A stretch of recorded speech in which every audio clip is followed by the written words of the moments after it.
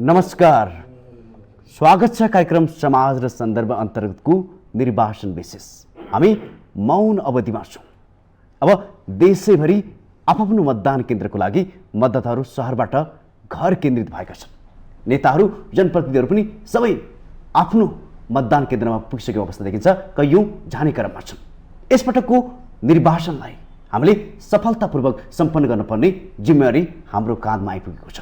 अब एक दिन मात्र बीचमा बाँकी रहँदा तयारी के छ ललितपुरको? आज हामी यो पाठोमा संवाद गर्नेछौँ। त्यसैगरी निर्वाचनको इतिहासमा रहेर पनि संवाद गर्नेछौँ। त्यसैगरी आम जनताले पनि आजको यो कार्यक्रममा आफ्ना विचारहरू र यसपटकको निर्वाचनप्रति तपाईँहरूका चासोहरू पनि राख्न सक्नुहुनेछ। आजको विशेष संवादमा हामीसँग जोडिनु भएको छ। म सर्वप्रथम उहाँहरूको नाम लिन चाहन्छु, त्यसपछि हामी उहाँहरूलाई स्वागत पनि गर्नेछौँ। त्यसैगरी आज हामीसँग अतिथिको रूपमा स्टुडियोमा आउनुभएको छ ललितपुरका जिल्ला प्रमुख सिडिओ साहब घनश्याम उपाध्याय, त्यसैगरी लामो इतिहास पत्रकारितामा रचिसक्नुभएका वरिष्ठ पत्रकारहरू विनोद ढुङ्गेल र त्यसैगरी धर्मेन्द्र झा, दुईजना अतिथि।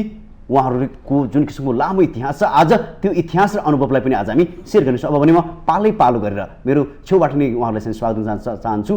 मेरो छेउमै हुनुहुन्छ वरिष्ठ पत्रकार विनोद ढुङ्गेल, तपाईँलाई स्वागत छ। धन्यवाद। त्यसैगरी वरिष्ठ पत्रकार धर्मेन्द्र झा, तपाईँलाई पनि स्वागत छ। त्यसैगरी हाम्रो निम्तालाई पालना गरेर छोटो समयको लागि भए पनि ललितपुरका जिल्ला प्रमुख घनश्याम उपाध्यायजीलाई तपाईँलाई स्वागत छ। तपाईँबाट सुरुवात गरेँ। अब हामी निर्वाचनको सङ्घारमा पुगिसकेका छौँ। यसलाई कसरी लिनुभएको छ तपाईँले? एउटा जिल्ला प्रमुखको दायित्वले कसरी लिनुभएको छ? 288 मतदान केन्द्रहरू रहेका छन् र त्यो मतदान केन्द्रहरूमा अहिलेको पछिल्लो अवस्था आजको सम्मको तयारीको सन्दर्भलाई के लाउने हो भने सबै मतदान केन्द्रहरूमा आज साँझसम्म सम्पूर्ण चाहिँ मतदानसँग खटिएका कर्मचारी, सुरक्षाकर्मी हिजो नै पुगिसकेको अवस्था छ। मतपेटिका, मतपत्र लगायतका सम्पूर्ण लजिस्टिक चाहिँ सामग्रीहरू आज पुगिसक्छन् र चाहिँ सुरक्षाको समुचित प्रबन्ध सबै ठाउँमा भएको छ। अब मौसमको प्रतिकूलता र ललितपुर जिल्लाको करिब 70% भन्दा बढी चाहिँ पहाडी र दुर्गम भूभाग भए तापनि हामीले सीमित स्रोत र सीमित जनशक्तिको समुचित चाहिँ व्यवस्थापन गरेर राम्रो प्रबन्ध गरेका छौँ। अब धर्मेन्द्रजीलाई, तपाईँको पनि लामो कालखण्ड भइसक्यो। अब यसमा पत्रकारिता गर्दै गर्दै आउँदाखेरि एउटा इतिहास बोक्दै तपाईँले यसपटकको स्थानीय तहको निर्वाचनको सङ्घारमा छ, हामी यसलाई कसरी लिनुभएको छ तपाईँले? यसपटकको निर्वाचन अत्यन्तै महत्त्वपूर्ण छ। त्यसो त लोकतन्त्रको कुरा गर्दाखेरि लोकतन्त्रमा निर्वाचन जहिले पनि महत्त्वपूर्ण हुने गर्दछ र के भन्छन् भन्दाखेरि लोकतन्त्रलाई जीवन्त बनाउने सन्दर्भमा निर्वाचन सबैभन्दा महत्त्वपूर्ण माध्यम हो, कडी हो, होइन? र यसपटकको त्यस दृष्टिकोणले त निर्वाचन महत्त्वपूर्ण हुन्छ नि जहिले पनि, तर यसपटकको निर्वाचन अझै बढी महत्त्वपूर्ण छ। हामीले नयाँ संविधान जारी गरिसकेपछि, नेपालमा नयाँ संविधान लागू भइसकेपछि, संहिता लागू भइसकेपछि स्थानीय तहको यो दोस्रो निर्वाचनमा हामी सहभागी हुन गइरहेका छौँ। यो निर्वाचन निश्चित रूपमा पनि यसले एकातिर लोकतन्त्रलाई संस्थागत बनाउन भूमिका निर्वाह गर्छ। हिजोका उठान भएका मुद्दाहरूलाई यसले अझै संस्थागत गर्न सक्छ, राम्रा कामहरूलाई निरन्तरता दिन सक्छ।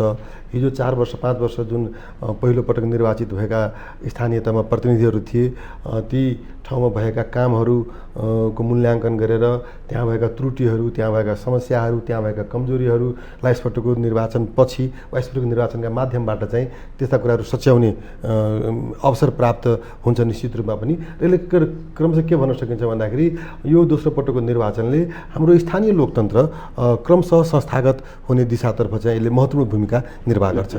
अब विनोदजीलाई, तपाईँलाई पनि प्रश्न यही, हामी माझ स्थानीय तहको निर्वाचन आइपुगेको छ। संहितामा देश गएपछि दोस्रो कार्यकालको लागि अब निर्वाचनमा हामी होमिसकेका छौँ। यसलाई कसरी लिनुभएको छ? अनि यो त अघि धर्मेन्द्रजीले भने जस्तै यो असाध्यै महत्त्वपूर्ण हो। अब लोकतन्त्र संस्थागत गर्ने भनेकै त्यो डिप रुटेड गर्ने भनिरहन्छन् नि, जनस्तरमा लोकतन्त्र लैजाने नै स्थानीय तहले हो। स्थानीय तहमा राम्रा मान्छेहरू निर्वाचित भए भने, जनताको सेवा गर्ने भावनाका मान्छेहरू निर्वाचित भए भने र तदनुरूप काम भयो भने मात्रै व्यवस्था दिगो हुन्छ, लोकप्रिय हुन्छ। नत्र जुनसुकै तन्त्रको नाममा शासन आए पनि जनताको बिचमा जे डेलिभरी गर्नु पर्थ्यो, जे सुविधा डेलिभरी गर्नुपर्ने हो त्यो गर्न नसक्दा त जो आए पनि जनतालाई केही फरक नपर्ने पनि। त्यसो हुनाले यो मात्रै त्यस्तो निकाय हो नेपालमा। पहिलो कुरा त प्रत्यक्ष रूपमा जनताले निर्वाचित गर्ने निकाय नै यही स्थानीय तह मात्रै हो होइन। हाम्रो प्रतिनिधि सभालाई हामीले निर्वाचित गर्छौँ, तर प्रतिनिधि सभा त नीति निर्माता संस्था हो, त्यो त विकास निर्माता त होइन। त्यसले आफैले सर्भिस दिने होइन। भलै अब त्यो सांसदहरूले अलिकति विकास कोषको नाममा अलिअलि पैसाहरू लिएर जानुहुन्छ, त्यो विवादित छ। अब राष्ट्रपतिलाई हामीले प्रत्यक्ष निर्वाचित गर्दैनौँ, राष्ट्रिय सभा प्रत्यक्ष निर्वाचित गर्दैनौँ, प्रदेश सभा प्रत्यक्ष निर्वाचित गर्दैनौँ। यो मात्रै एउटा यस्तो निकाय हो जो जनतासँग प्रत्यक्ष जोडिन्छ, सिधा जोडिन्छ। दिनदिनै मेयर र त्यहाँ गाउँपालिकाको अध्यक्ष, वडा अध्यक्षहरू, सदस्यहरू दिनदिनै प्रत्यक्ष रूपमा भोटरसँग भेट्नुपर्छ। उहाँहरूले जनतालाई खुसी तुल्याउन सक्नुभयो भने व्यवस्था खुसी हुन्छ, व्यवस्था टिकाउ हुन्छ। नत्र भने त यो व्यवस्थालाई टिकाउने नै यो निकायले हो, यो तहले हो, यो स्थानीय। त्यसैले यसलाई भनेकै पहिला पनि त स्थानीय स्वायत्त शासन ऐन भनेर स्वायत्तताको मात्रै कुरा थियो, अहिले त होइन नि, स्थानीय सरकार नै हो यो अहिले। यसले आफैले कतिपय कानुन बनाउन सक्छ, आफैले कानुन लागू पनि गर्छ। त्यसमा पनि अलिकति शक्ति पृथकीकरणको केही अभ्यास त्यहाँनिर पनि छ। त्यसो हुनाले यसलाई हामीले वास्तवमै जनतालाई प्रत्यक्ष रूपमा सेवा सुविधा दिने हो भने यो तहलाई नै हामीले बलियो बनाउनु पर्छ। त्यो बलियो बनाउने भनेको लोकप्रिय अभिमतद्वारा हो। त्यो लोकप्रिय अभिमत भनेको यो मतदान नै हो। त्यो मतदानलाई सकेसम्म फेयर, स्वच्छ, स्वतन्त्र, निर्भीकतापूर्वक मतदान गर्ने व्यवस्था गर्न सक्यौँ भने, हुन त अब निर्वाचनमा विभिन्न खालका प्रभावहरू त हुन्छन्। राजनीतिक प्रचारहरू मात्रै नभएर जस्तो अहिले शून्य समय छ, यो प्रचार प्रसार गर्न नपाइने समय छ, यही बेलामा पनि कतिपय कुराहरू चलखेल हुन्छन्। म त आग्रह पनि गर्छु सबै मतदाताहरूलाई कि त्यसो नहोस्। तपाईँहरू त्यस्तो गर्न कसैले खोज्छन् भने त्यो हुन नदिनुहोस्। तपाईँहरूको मतलाई कसैले प्रभावित पार्न खोज्छ भने त्यस्तो हुन नदिनुहोस्। यो अनुरोध हाम्रो, मेरो आग्रह हो, मेरो व्यक्तिगत रूपमा म आग्रह गर्न चाहन्छु। त्यस कारणले यो मात्रै एउटा यस्तो तह हो जसले लोकतन्त्रलाई संस्थागत गर्न बलियो बनाउँछ। त्यस कारण सबभन्दा गम्भीर हुनुपर्ने निर्वाचन यही हो। हेर्दाखेरि ख्याल जस्तो लाग्छ, जिस्केको जस्तो लाग्छ। आफ्नै टोलको मान्छेले चाहिँ उम्मेदवार भइराखेको छ, सँगै हिजो भर्खर कोदालो खन्न गइरहेको मान्छे, हलो जोत्न गइरहेको मान्छे नेता पल्टेर हिँडेको छ भन्ने जस्तो खिसीचिउरीका नै वातावरण हुन्छन्। त्यो स्वाभाविक पनि हो होइन। तर यो नै त्यस्तो निर्वाचन हो जसले वास्तविक जनप्रतिनिधि निर्वाचित गर्छ, दिनदिनै सेवा गर्ने, जसले साक्षात्कार आम जनतासँग गर्छ। दिनदिनै जनसेवा गर्ने वास्तविक जनसेवक नै स्थानीय सरकारका प्रतिनिधिहरू हुन्, स्थानीय सभाका प्रतिनिधिहरू हुन्। त्यसो भए यो उत्साहित क्षण हो सबैको लागि। अनि यो त उत्साहित हुनै पर्यो। तपाईँको छेउको छिमेकी, तपाईँको सँगै हिँडेको मान्छे तपाईँ आफै निर्वाचित हुँदै हुनुहुन्छ, तपाईँको घरको मान्छे निर्वाचित हुँदैछ, एउटै वडाबाट त्यतिका मान्छेहरू 4-5 जना मान्छेहरू निर्वाचित गर्दै हुनुहुन्छ होइन। अध्यक्षसहित अरू सदस्यहरू 5-6 जना तपाईँको वडाको मान्छे निर्वाचित हुँदैछन्। हुन सक्नुहुन्छ तपाईँको घरको मान्छे होला, पल्लो घरको मान्छे होला, पल्लो टोलको मान्छे होला, हिजो तपाईँले सँगै काम गरेको मान्छे होला, हिजो अर्म पर्म जाँदा सँगै गएको मान्छे होला, तपाईँ हिजो सँगै विदेशमा जाँदाखेरि रोजगारी गरेर सँगै फर्केको मान्छे होला, तपाईँसँगै स्कुल पढेको क्लासमेट होला, तपाईँसँगै जागिर खाएको साथी होला। त्यो जो पनि हुन्छ, तपाईँको भाउजू, दिदी, बहिनी, आमा, नन्द, काकी, जो पनि हुनसक्छ। यति नजिकको मान्छे तपाईँको हुँदैन नि। तपाईँको प्रदेश सभा अलिकति ठुलो हुन्छ होइन, प्रदेशभरिको प्रतिनिधित्वको कुरा आउँछ, त्यहाँ अलिकति तपाईँको एक्सटेन्डेड फ्यामिलीको कोही पर्न सक्छ, तपाईँको स्कुलमा पढेको पूर्व सहपाठी हाम्रो अलुम्नाई पर्न सक्छ। तर अहिले त त्योभन्दा धेरै नजिक, यो त डेमोक्रेसीलाई घरैसम्म ल्याउने माध्यम नै यही हो। यसमा पनि एक्साइटेड नभए, उत्साहित नभए तपाईँ अब दसैँ तिहार जस्तै हो। यो त वास्तविक रूपमा जनप्रतिनिधिलाई हामीले राम्रो जनप्रतिनिधि छान्न सक्यौँ भने तपाईँको प्रतिनिधि सभा जेसुकै होस्, प्रदेश सभा जेसुकै होस्, सरकार जतिसुकै चलिरहोस्, यो त फेरि स्थायी खालको छ। तपाईँले यसलाई बिचमा कसैलाई केही झोक चलेर विघटन गर्ने, यो गर्ने, त्यो गर्ने, भवितव्य परेर केही पद खाली भयो भने त्यो अर्को कुरा हो। त्यो त भवितव्य त जे पनि पर्न सक्छ। तर स्वाभाविक रूपमा एउटा स्थायी रूपमा जनताको बिचमा बसिरहने, लगातार जनताको मुद्दामा तपाईँको पैनी, कुलेसो, खोल्सो, आली, डिल, साँध, सिमाना, घरको नक्सा, यस्ता साना साना कुरा, तर दिनदिनै तपाईँलाई चाहिने तपाईँको धारामा पानी आएन स्थानीय सरकार, बिजुली बत्ती बलेन स्थानीय सरकार, तपाईँको बच्चा जन्मियो स्थानीय सरकार, बिहे गर्नुभयो स्थानीय सरकार, केही घरमा चाहिँ नराम्रो घटना भयो, कोही दिवंगत हुनुभयो स्थानीय सरकार, बसाइ सरेर जानुहुन्छ स्थानीय सरकार, सरेर आउनुहुन्छ स्थानीय सरकार।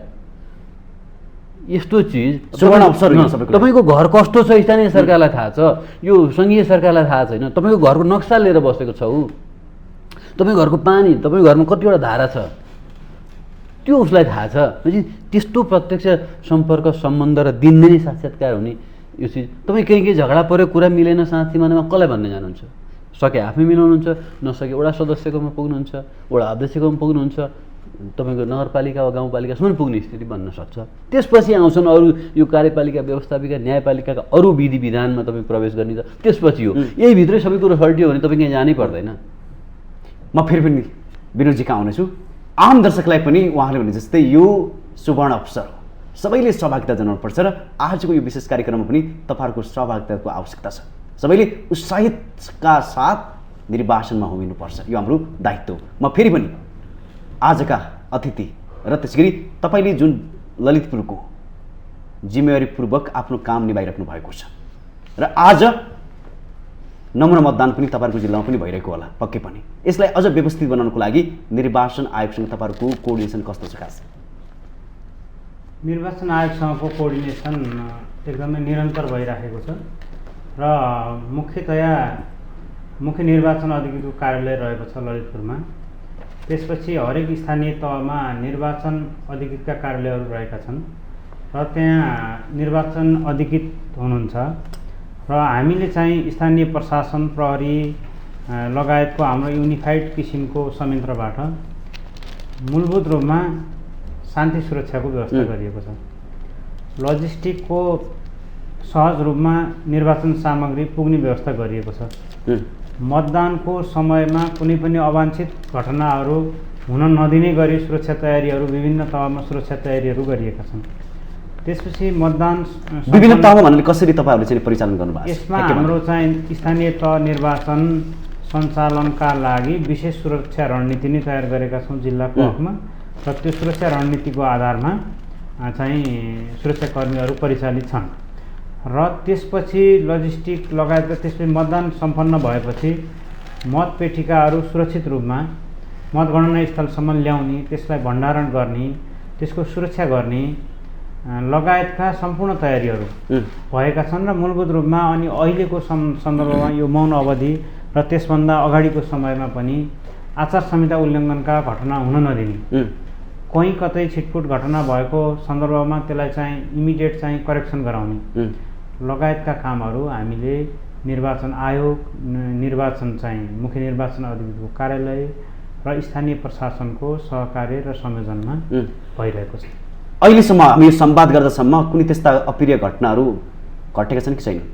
कुनै अप्रिय घटना घटेका छैनन् निश्चित रूपमा। अब सबैले पालना गरेको छ त्यसो चाहिँ विनोद सरले भन्नुभयो होइन, यो भनेको एकदम माइक्रो डेमोक्रेसीको एकदमै सबैभन्दा राम्रो चाहिँ आधारभूत चाहिँ अभ्यास हो र यो चाहिँ जनताको सबैभन्दा नजिकको सरकार हो र लोकतन्त्रको चाहिँलाई दिगो बनाउन र भोलि सार्वभौत लोकतन्त्रको अभ्यास गर्नका लागि नजिकको सरकार भनेको सेवा प्रवाह गर्ने, विकास डेलिभरी गर्ने र सुशासनको प्रत्याभूति दिने सरकारको निर्वाचन हो र त्यसैले यसमा निश्चित रूपमा उम्मेदवारको सङ्ख्या, उम्मेदवार र उम्मेदवार बिचको चाहिँ सम्बन्ध, त्यहाँ पार्टीहरूको सम्बन्ध लगायतका कुराले केही चाहिँ छिटफुट घटनाहरू हुन्छन् तर ललितपुरमा उल्लेखनीय घटना केही पनि छैन र हामीले सर्वदलीय संयन्त्र मार्फत र चाहिँ पटक पटक बैठक गरेर यस्ता केही गतिविधिहरू देखिने सम्भावना भएका क्षेत्रहरूलाई पहिचान गर्ने, भिजिट गर्ने, बैठक गर्ने, संवादको माध्यमबाट, सहमतिको माध्यमबाट, समन्वयको माध्यमबाट ती समाधान गरिएका छन्। निगरानी बढाउनु भएको छ तपाईँहरूले? निश्चित रूपमा र सबै राजनीतिक दलको यसमा सक्रिय र सकारात्मक सहयोग पनि रहेको छ। अब सबैले के कुरामा ध्यान दिनुपर्छ विशेष गरी ललितपुरवासीहरूले? तपाईँहरूको क्षेत्र बारे मैले तपाईँलाई सोधेँ। ललितपुरवासी मात्र नभएर हरेक सबै देशभरि रहनुभएका यो मौन अवधिमा के गर्नुपर्छ, के गर्नु मिल्दैन? निर्भीक भएर आफ्नो चाहिँ मताधिकारको प्रयोग गर्ने र आफ्नो मताधिकार जुन प्रयोग हुन्छ त्यो मतको चाहिँ अब त्यसलाई चाहिँ भोलि चाहिँ रद्द नहुने गरी सचेततापूर्वक चाहिँ त्यसको प्रयोग गर्ने र त्यसको गणना भएर त्यसको परिणाम दिने समयसम्मको सुरक्षा लगायतका हरेक कुरामा नागरिकको राजनैतिक दलको सबैको सकारात्मक सहयोगको हामीले अपेक्षा गरेका छौँ। अब धर्मेन्द्रजीलाई अब पत्रकारिताको कुरा गरेँ मैले। अब यो मौन अवधिमा पत्रकारहरूले सजग भएर कसरी चाहिँ नि सूचना सम्प्रवाह गर्न सकिन्छ, यसमा तपाईँको उदाहरण? होइन, मलाई के लाग्छ भन्दाखेरि अघि यो स्थानीय चुनावको महत्त्व को बारेमा विनोदजीले धेरै कुरा भन्नुभयो, बाँकी कुरा सिडु साहबले भन्नुभयो होइन। अब पत्रकारिताको हामीले पत्रकारिताको कुरा गर्दाखेरि मलाई के लाग्छ भने अब अहिले मौन अवधिमा, खास गरी मौन अवधिमा जब दलहरूले प्रत्यक्ष त सक्रिय हुन सक्ने स्थिति छैन, सक्रिय हुनु हुँदैन, उनले उम्मेदवारसँग भेटघाट पनि गर्न हुँदैन, मत पनि माग्न हुँदैन भन्ने कुराहरू छन् नि त अहिले मौन अवधिमा गर्नुपर्ने कुराहरू। यस्तो यो पृष्ठभूमिमा मलाई के लाग्छ भने सबैभन्दा महत्त्वपूर्ण भूमिका हामी पत्रकारको छ कि जस्तो लाग्छ मलाई चाहिँ, पत्रकारको छ जस्तो लाग्छ। किनभने अब निर्वाचनलाई शान्तिपूर्ण ढङ्गले सम्पन्न गराउने सन्दर्भमा कसैको पनि मतदानको अधिकार हनन नहोस् भन्ने सन्दर्भमा राज्यका विभिन्न निर्वाचन आयोग लगायत राज्यका विभिन्न निकायहरू सक्रिय छन् होइन। त्यो आफ्नो ठाउँमा छ, तर त्यो राज्यका निकायहरू जस्तै भूमिका के छ भने पत्रकारको पनि यसमा हुनुपर्छ र छ भन्छु म चाहिँ। पत्रकारिता सबैसँग जोडिएको छ होइन अहिलेको अवस्थामा चाहिँ। किन भन्दाखेरि अहिले पछिल्लो सन्दर्भमा हेर्ने हो भने सिडु साहब यहीँनिर हुनुहुन्छ, मलाई के लाग्छ भन्दाखेरि यसपटक मतदाता शिक्षामा त्यति बढी काम हुन सकेको छैन जस्तो लाग्छ मलाई चाहिँ। अनि मतदाता शिक्षामा चाहिँ सम्बन्धित निकायहरूले अब त्यति बढी गर्न नसकेको हो वा गर्न नचाहेको हो, असम्भव नभएको, त्यसको पाटो अलग पाटो होला होइन। त्यही यसपालि मतदाता शिक्षाका सन्दर्भमा अत्यन्तै बढी यो 2 दिनको समयलाई चाहिँ मतदाता शिक्षाका सन्दर्भमा उपयोग गर्नुपर्ने छ र त्यसमा पत्रकारले अत्यन्तै महत्त्वपूर्ण भूमिका निर्वाह गर्न सक्छ होइन।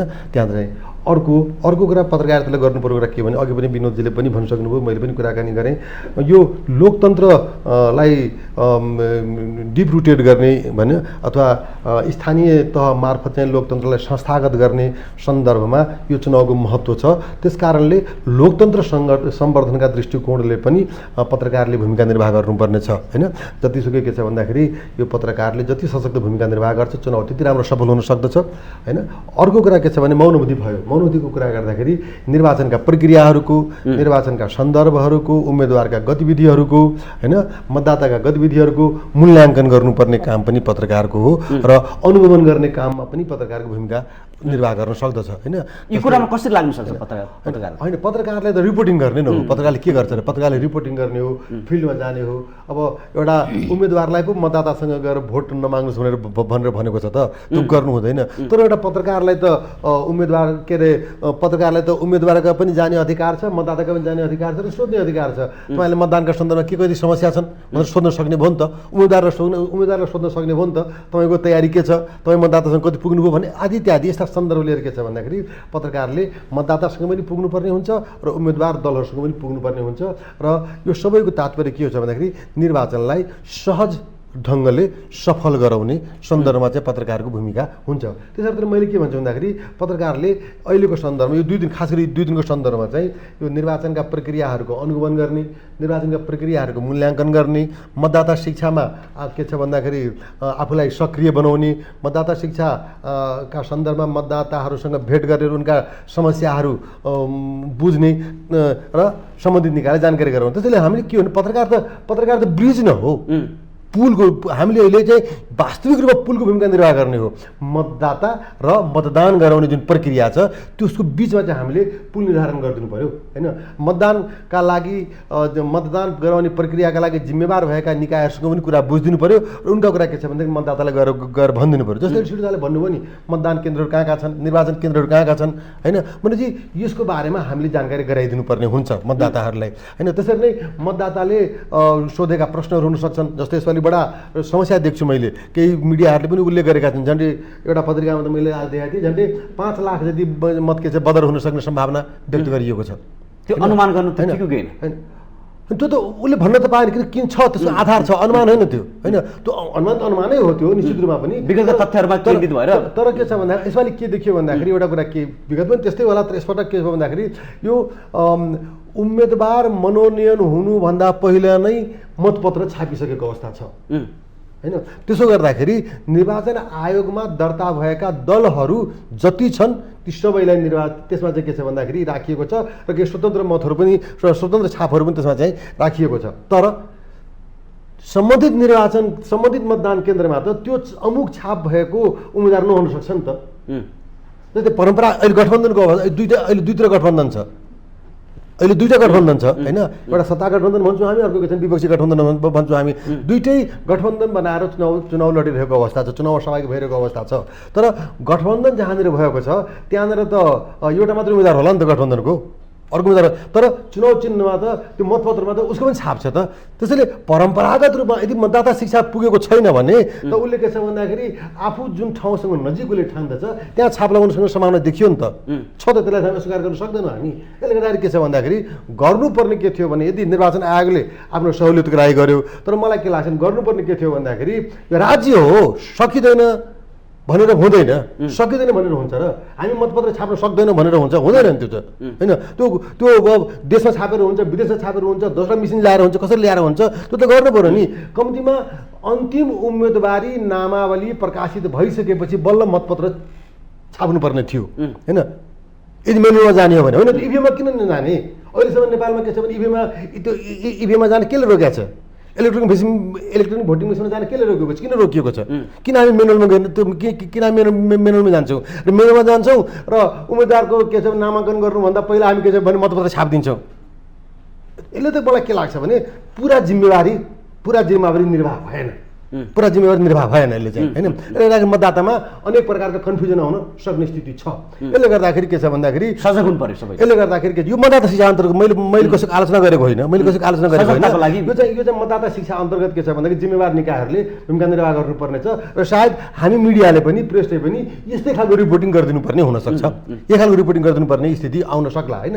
त्यसले गर्दाखेरि यी दुई चारवटा काम चाहिँ अहिले हामीले बडा महत्त्वपूर्ण ढङ्गले गर्नुपर्ने छ। र मूल कुरा के छ भन्दाखेरि हामीले अहिले मिडियाले निर्वाह गर्नुपर्ने भूमिका भनेको मतदाता शिक्षामा गर्नुपर्छ होइन। निर्वाचनका प्रक्रियाहरूको मूल्याङ्कन गरिदिनु पर्यो, त्यसको अनुगमनको कुरा गरिदिनु पर्यो। अहिले के छ भन्दाखेरि अनेकौँ ठाउँमा उम्मेदवारले पैसा बाँडेको कुरा आइरहेको छ, अनेकौँ ठाउँमा उम्मेदवारले के छ भन्दाखेरि जिन्सी सामानहरू बाँडेको कुरा आइरहेको छ, अनेकौँ ठाउँमा के छ भन्दाखेरि यो उम्मेदवारले अलिकति दबाव प्रभावको प्रयोग गरिरहेको कुरा आइरहेको छ। यी सबै कुरा पत्रकारका लागि पनि अनुगमनका विषय हुन् र निश्चित रूपमा पनि त्यो रिपोर्टिङको विषय हो। यस्तो खालको रिपोर्टिङ आइसकेपछि सम्बन्धित निकाय सजग होला। उहाँको पनि के छ सिडिओ साहब हुनुहुन्छ ललितपुरमा भनेपछि उहाँको पनि के छ भन्दाखेरि यो लाखौँ आँखा त छैन नि, उहाँको पनि आँखा त मिडिया नै हो नि, उहाँको पनि आँखा मिडिया नै हो। त्यसले मिडियाले यस्ता खालका वस्तुपूर्वक रिपोर्टिङ गरिदिएछ भने चाहिँ उहाँ निर्वाचन गराउने जिम्मेवारी बोकेकाहरूलाई पनि यसले सहुलियत पुग्छ भन्ने जस्तो लाग्छ। अब विनोदजीलाई सोधेँ,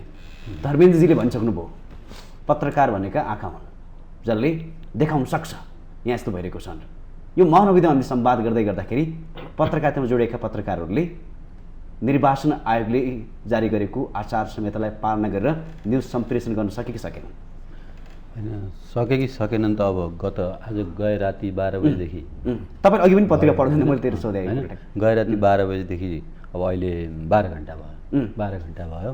12 घन्टाको बिचमा मिडियामा जे न्युज आएको छ त्यसले आचार संहिता उल्लङ्घन गरेर न्युज आएको मैले देखेको छैन है। राम्रो पत्रकारिता भएको छ हो, त्यस कारणले अनि त्यसरी एक शब्दमा राम्रो नराम्रो भन्न उचित हुँदैन। राम्रो हुनको लागि त आचार संहिता उल्लङ्घन नगरेको हदसम्म त राम्रो पनि, तर योभन्दा अझै बढी पो गर्न सक्थ्यो कि मिडियाले। अब यसको पाटोमा त तपाईँले बुदागत हामीले छलफल गर्नुपर्छ होइन।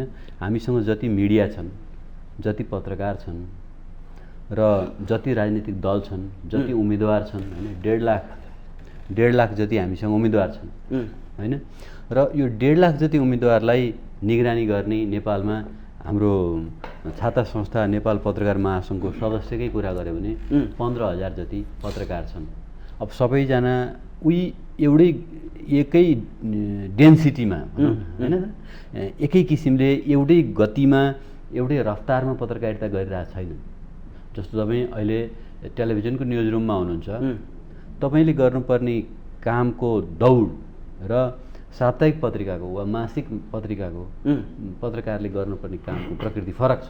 त्यस कारणले 15,000लाई 1.5 लाखमा भाग लगाइदियो भने रफली नै पनि 10 जना कि 100जना 100जना सही। 100जना उम्मेदवारलाई एकजना पत्रकारको भाग पर्यो होइन त ओके एउटा त्यो नै गाह्रो काम भयो अनि यसबिचमा सुरक्षाकर्मीको परिचालन छ यसबिचमा कर्मचारीको परिचालन छ आचार संहिता त सबैबाट उल्लङ्घन हुने खतरा छ नि सेक्युरिटी फोर्सको कुनै मान्छेले कुनै उम्मेदवारको पक्षमा पो केही काम गरिदियो कि कर्मचारीले पो कहीँ गडबडी गर्यो कि यो त सबैमाथि निगरानी गर्ने अहिले यतिखेर मिडिया मात्रै हो मतदाता नै थरीथरीका छन् त्यो त उहाँले भन्छन् आँखा हो हो अब मतदाता भए मतदाता आफैमा चाहिँ विभिन्न थरीका मतदाता छन् र स्वाभाविक रूपमा यो त मान्छेले राजनीतिक दलगत आधारमा मतदान गर्ला स्वतन्त्रहरूलाई उम्मेदवार गर्ने पनि एउटा जमात होला सबैजना त यतिखेर त म यसलाई मत दिन्छु भनेर मानसिक रूपमा तयार भएर बसेको अवस्था हो नि होइन र यसरी हेर्दा मिडियाको यो पार्ट अर्को एउटा पार्टमा चाहिँ मैले किन अलिकति गम्भीर हुनुपर्छ भन्ने किन लाग्छ भने जस्तो यसो हेर्दा अघिको तपाईँको प्रश्नमा मैले भने यो त उत्सव हो तपाईँ यो हिन्दू धर्म सनातन हिन्दू धर्म मान्नेहरूलाई दसैँ तिहार आएपछि जसरी अहिले म काठमाडौँ हुन्छु खाली गरेर गाउँ फर्किने चलन छ होइन त सकेसम्म सबैजना घर पुग्न चाहन्छन् यो त त्योभन्दा महत्त्वपूर्ण हो भन्ने भावका साथ अघि मैले जे कुरा खुसी पनि भएको छ तर सँगसँगै गम्भीर कुरा के छ भन्नु होला भने 1.5 लाख जति मतदाताले गर्ने खर्च हेर्नुहोस् मतदाता होइन उम्मेदवार 1.5 लाख जति उम्मेदवारले गर्ने खर्च हाम्रो निर्वाचन आयोगले नै तोकिदिएको सीमालाई औसत मानेर गर्ने हो भने 3.5 लाखको महानगर बाहेकको 3.5 लाखको हिसाबलाई तपाईँले औसत गर्ने हो भने त्यो धेरै कम हो किनभने कतिपय नेताहरू नै भनिरहनु भएको छ यो त करोडको खर्च छ भन्नुहुन्छ अब त्यो कुरो भने बापत आचार संहिता लाग्यो नि भनेर आयोगले पत्र काट्छ तर भन्न चाहिँ नहुने गर्न चाहिँ हुने हो कि के हो त्यो चाहिँ अब थाहा छैन तर सामान्य मान्छेले नि के बुझ्छ भने 3.5 लाख 4 लाख 5 लाख 7 लाखले खर्च भएको छ कि सब एभरेजमा भएको छ भनेर मैले मान्दा पनि 1.5 लाख उम्मेदवारले 3.5 लाखको दरले खर्च गर्दा 50 अरब जति हुन्छ 50 खरब जति हुन्छ त्यो खर्च कहाँबाट आउँछ यही मुलुकको खर्च हो नि त्यसबाहेक राज्यको कोषबाट निर्वाचन आयोगका लागि दिएको 16 अर्ब कि कति रुपियाँ छ त्यो पनि छँदैछ हो यत्रो ठुलो खर्च हामी गर्दैछौँ के को लागि भने हामीले सुशासन दिनको लागि स्थानीय रूपमा चाहिँ नि शासनको सुविधा एउटा डेलिभरी गर्नको लागि यो सारा चिजको लागि गर्दैछौँ भने यो उत्सव सँगसँगै अत्यन्त गम्भीर काम पनि हो यो यति आर्थिक रूपमा यति ठुलो व्ययभार राज्यले यो मात्रै छैन यसपछिको अर्को निर्वाचन आउँदैछ 6-8 महिनापछि नै अर्को निर्वाचन आउँदैछ फेरि हामी यस्तै खर्च गर्दैछौँ अहिले जसरी हामीले म्यादीमा 1 लाख प्रहरी राखेका छौँ फेरि राख्नुपर्छ जसरी सेना प्रहरी सशस्त्र प्रहरी परिचालन गरेका छौँ फेरि गर्नुपर्छ यो न्युज रुमले अर्थकै केही दिन्थ्यो होला नि चुनावमा फोकस भयो अर्थकै केही चिज दिन पाउँथ्यो नि त्यो न्युज रुमले हो यसरी सारा जनजनले निर्वाचनमा होमिनु पर्दा मुलुकको टोटल उत्पादकत्वमा यसले कति लगानी भयो त्यसको हिसाब गर्यो भने यो धेरै ठुलो चाहिँ नि परिमाण त्यसको चाहिँ देखिन्छ हो त्यत्रो परिमाणमा खर्च गरेर समय गरेर श्रम समय सम्पत्तिको लगानी गरेर गरिने यो निर्वाचनमा मिडियाले यसको गम्भीरताको पक्षमा हामीले मतदान गर्नै पर्छ किनभने यत्रो लगानी छ हामीले मतदान गर्नै पर्छ किनभने एक मतले पनि अघिल्लो चुनावमा धेरै हारजित भएको छ 5 मतले हारजित भएको ठुलो सङ्ख्या छ भने चाहिँ मिडियाले जस्तो अहिले गर्यो कि गरेन उम्मेदवारीकै बेलादेखि मिडियाले त भनिरहेछ महिला उम्मेदवारी यसपालि कमजोर भयो सिङ्गल डिजिट पर्सेन्टेजमा आयो 5% 7% मात्रै महिला उम्मेदवारी पर्यो है बाध्यकारी उम्मेदवारी दिनु परे बाहेक कुनै पनि दल महिलालाई उम्मेदवार बनाउनलाई त्यति अग्रसर देखिएनन् यसमा अब महिला आन्दोलनको पाटोबाट उम्मेदवारीको विश्लेषण गर्ने अर्को कुरा हुन सक्ला तर मिडियाले कुरा उठायो नि खर्चको बारेमा मिडियाले कुरा उठायो नि सजग बनाइरहेको छ अहिले चाहिँ ठाउँ ठाउँमा गाउँमा पैसा बाँडेको हातमा 500 रुपियाँ दियो र मतदातालाई प्रभावित पारियो भनेर हामी पनि सुनिराखेका छौँ होइन त्यसले 500 दियो भने राम्रो पक्ष हो पैसा बाँड्नु त कहाँ राम्रो हुन्छ तर मिडियाको काम त इन्फर्मेसनलाई रिभिल गरिदिने नै हो त्यसपछि त बाँकी त रोक्ने काम एउटा पार्टीले बाँड्यो भने अर्को पार्टीले रोक्न जाला तर खतरा के देखिन्छ भने त्यसले 500 बाँड्यो भने म 1000 बाँड्छु भनेर अर्को गइरहेको छ त्यो दुईटैलाई निगरानी गर्ने काम हाम्रो 500 बाँडेको कुरा मिडियाले बाहिर ल्याइदिँदाखेरि त्यो मिडियाको त्यहाँ मिडिया पर्सनलाई खतरा छ त्यो मिडियाको सिक्युरिटीको जिम्मा पनि राज्यकै हो नि होइन त अनि अर्को 1000 बाँड्न गयो भने त्यो पनि लेख्छ त्यसले अब उसले दुईटैको कुटाइ खाने कि दुईटैको पुरस्कार पाउने त्यस्तो कुरालाई चाहिँ जनताको तहबाट पनि म त भन्छु मतदाताको तहबाट पत्रकारलाई तपाईँले संरक्षण गरिदिनुहोस्। तर त्यो पत्रकारले पनि फेरि पत्रकारिता नै गरेको चाहिँ हुनु पर्यो। ऊ पनि त मतदान गर्न तयार भएर बसेको मान्छे हो नि, तर उसको त्यो आस्था, उसको विश्वास, उसले मत गर्ने जुन इच्छा छ त्यो तपाईँको किबोर्डमा कलममा चाहिँ देखिनु भयो। जे हो त्यो इन्फर्मेसन ल्याइदिनुहोस्। हो त्यो काममा मिडियाले गरेको छ, गर्नुपर्ने जति गर्न सक्यो कि सकेन भन्नुभयो भने गर्नुपर्ने कति थियो भन्ने हुन्छ, त्यो त धेरै यो पाटोमा म पछि आउँछु होइन। हो तर यो काम मिडियाले जे गरिरहेछ त्यो गरेको छ र यसलाई यो उत्सव हो तर असाध्यै गम्भीर काम पनि हो भन्ने ढङ्गले चाहिँ मिडियाले एजुकेट गर्ने काम बाँकी नै छ। सायद यो हुन्छ यस बिचमा निर्वाचन। फेरि तपाईँ निकै नै हतारमा पनि हुनुहुन्छ। तपाईँले मैले फेरि सोधिहालेँ अघि, धर्मेन्द्रजीले केही चासो राख्नु भएको थियो, धेरै मतपत्रहरू बदर हुनसक्छ शिक्षाको कमीले गर्दाखेरि भन्ने कुरा उहाँले चासो देखाउनु भएको थियो। यसको लागि यस वर्ष त्यस्तो नहोस्, यसपटक त्यस्तो नहोस् भनेर तपाईँहरूले कसरी मतदाताहरूलाई प्रशिक्षण गराउँदै हुनुहुन्छ? अब यो एकदम निकै जेन्युन चाहिँ इस्यु हो भन्ने लाग्छ मलाई। र मतदाताले आफ्नो अभिमत प्रकट गरिसकेपछि त्यो बदर हुनु र त्यसको भ्यालुलेस हुनु भनेको लोकतन्त्रको लागि त्यो राम्रो पक्ष होइन।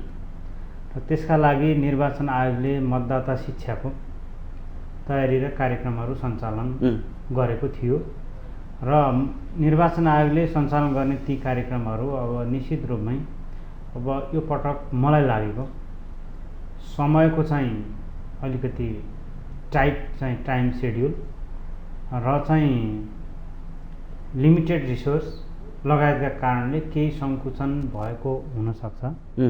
तर यसमा सबैको भूमिका बराबर छ भन्ने लाग्छ। यसमा चाहिँ स्थानीय प्रशासन, सरकारी चाहिँ निकायहरू, गैर सरकारी निकायहरू, अझै स्पेसल्ली अघि चाहिँ धर्मेन्द्र सरले पनि भन्नुभयो मिडिया लगायत हामी हरेक सचेत नागरिकको भूमिका के भने हामी सबै चाहिँ यसका लागि दत्तचित्त भएर सबैले आफ्नो भूमिका खेल्न जरुरी छ। र मतपत्र चाहिँ मत चाहिँ पेटिकामा गइसकेपछि त्यो चाहिँ रद्द नहोस् सकेसम्म र त्यो अभिमत चाहिँ प्रकट चाहिँ हुने अवसरबाट मतदाता चाहिँ वञ्चित नहोस् भनेर हामी सबै सजग सतर्क हुनु जरुरी छ। तर त्यो सजगता र सतर्कताको नाममा उसको अभिमतलाई प्रभावित गर्ने गरी चाहिँ को सजगता र त्यो शिक्षा चाहिँ हामीलाई अब त्यो चाहिँ अब यो मौन अवधिमा त्यो चाहिएन। तर नत्र चाहिँ सबैले भूमिका चाहिँ खेल्न सकिने स्पेस त अझै छ र मिडियाले त थप चाहिँ भूमिका खेल्न सक्छ यही बिचमा पनि र खेलिराखेको पनि छ। र अब हिजोको डेटाको आधारमा अब करिब यति चाहिँ मतपत्र यति चाहिँ रद्द आउन सक्छ कि भन्ने एउटा फ्याक्ट बेस्ड प्रोजेक्सन नै होला। तर अब त्यसमा हिजो पहिलो पटक थियो र अहिले हामी यो दोस्रो पटकको निर्वाचनमा जाँदैछौँ र हिजो मत दिइसकेका त्यो अघिल्लो 2074 सालको स्थानीय तहको निर्वाचन पश्चात अरू निर्वाचनहरू पनि भए।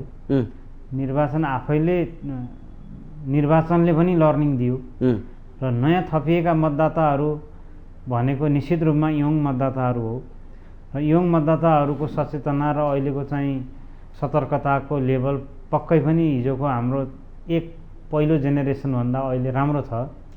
र त्यसैले यो मत चाहिँ रद्द चाहिँ धेरै नहोला र नहोस् भन्ने चाहिँ कामना र त्यसतर्फ हामी सबैले चाहिँ सतर्कता काम गर्न जरुरी छ। मैले तपाईँलाई अन्तिम प्रश्न पनि गर्न चाहे। आम ललितपुरवासीहरूलाई र त्यहाँसँग जोडेका सम्बन्धित निकायहरूलाई के भन्न चाहनुहुन्छ? म यो माउन्टेन टेलिभिजन मार्फत ललितपुरवासी आम नागरिक र मतदाताज्यूहरूलाई निर्भीक भएर निष्पक्ष रूपले आफ्नो अभिमत प्रकट गर्ने वातावरण निर्वाचन आयोग र स्थानीय प्रशासनले गरेको छ र तपाईको सुरक्षामा हरेक टोलमा सुरक्षाकर्मी पुगेको छ र हरेक किसिमका सतर्कताहरू अहिले चाहिँ निर्वाचन चरणदेखि लिएर मतगणनाको अन्तिम घोषणासम्मको तयारीका चाहिँ चरणहरू स्थानीय प्रशासन र निर्वाचन आयोगले पार गरिसकेको छ। त्यसैमा पनि हामीले एक लेभलको तयारी होइन त्यसको ब्याकअप मेसिनरी समेत रेडी गरेका छौँ। जस्तै उदाहरणको लागि मतगणनाको एउटा म उदाहरण दिन्छु। मतगणनामा विद्युत आपूर्तिको चाहिँ समस्या हुन्छ कि मतगणना स्थलमा भनेर नेपाल विद्युत प्राधिकरण लाई डेडिकेटेड रूपमा चाहिँ विद्युतको व्यवस्था मतगणना स्थलहरू तोकेर हामीले गरेका छौँ र त्यसको लागि ब्याकअपको पनि व्यवस्था गरेका छौँ। ब्याकअप पनि जस्तो त्यसपछि ब्याट्रीको व्यवस्था गरिएको छ। त्यसले केही धोका दियो भने नि भनेर इमर्जेन्सी लाइटहरू पनि खरिद गरेर राखिएको छ क्या। त्यसैले हामीले कुनै पनि एक्टिभिटीमा, मैले त यो एउटा एक्टिभिटीको मात्रै उदाहरण दिएँ, र हरेक एक्टिभिटीमा 2 लेभलसम्मको ब्याकअप प्लान छ हाम्रो। त्यसैले एकदम निर्भयपूर्वक निर्भीक भएर आफ्नो मताधिकार सचेतनापूर्वक प्रयोग गर्नुहोस् भन्ने कुराको म हार्दिक अनुरोध गर्दछु। त्यसै गरी त्यहाँका जनताको दायित्व के यसमा पनि भनिदिनुहोस्, त्यसरी हामी लिँदा माग होला तपाईँबाट। हरेक नागरिक, हरेक चाहिँ व्यक्ति वर्दी बिनाको प्रहरी हो र सबैको दायित्व छ। मतदान स्थलको सुरक्षा, मतपत्रको सुरक्षा, मत पेटिकाको सुरक्षादेखि लिएर हरेक कुराको सुरक्षामा हरेक मतदाता र नागरिकको पनि दायित्व हो र तपाईँहरूले गर्न सक्ने आफ्नो चाहिँ सकारात्मक सहयोग गर्नुहोस् भन्ने म आह्वान पनि गर्छु। र त्यो सहयोग भनेको सूचना दिएर गर्न सकिएला, सतर्कता अपनाएर गर्न सकिएला र कुनै समयमा त आफैले चाहिँ एक्टिभली पार्टिसिपेट भएर पनि गर्न सकिएला।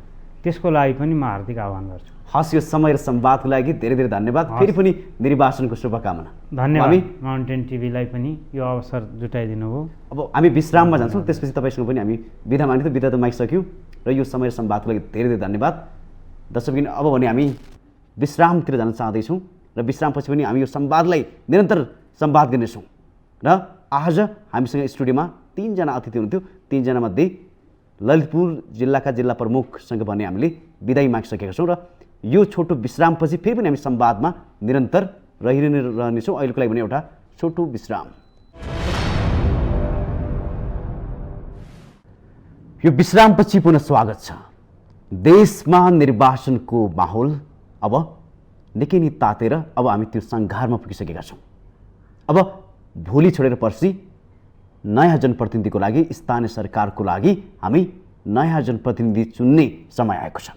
यो निर्वाचनलाई सफलतापूर्वक सम्पन्न गर्नको लागि सबै नागरिकको जिम्मेवारी काँधमा आएको छ। त्यसकारण सबै नागरिकहरूले चाहिँ निष्पक्ष धाँधलीरहित बनाउनको लागि निर्वाचनमा सबैले सरिक भएर यो निर्वाचनलाई सफल पार्नुपर्ने सबैको दायित्व बनेको छ। आज हामी निर्वाचनलाई कसरी हामी सफल बनाउन सक्छौँ र सबै क्षेत्रका व्यक्तिहरूको भूमिका कस्तो रहनुपर्छ भनेर संवाद गरिरहेका छौँ। संवादको लागि अब हामीसँग जोडिनु भएको छ वरिष्ठ पत्रकारहरू धर्मेन्द्र झा र विनोद ढुङ्गेल। म फेरि पनि दुवैजनालाई स्वागत चाहन्छु। तर यो संवाद गर्नुभन्दा पहिला तपाईँहरूलाई एउटा रिपोर्ट देखाउँछु, त्यसपछि हामी यो संवादलाई अघि बढाउनेछौँ।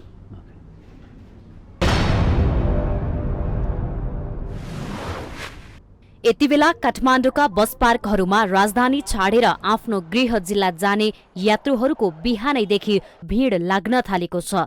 वैशाख 30 गते हुने स्थानीय तहको निर्वाचनको मतदानका लागि गाउँघर जानेको संख्या बढेको हो। बस पार्कहरूमा यात्रुहरूको चाप त बढेको छ नै, त्यहाँका कर्मचारीहरूलाई पनि टिकट काट्न उत्तिकै सकस परेको देखिन्छ।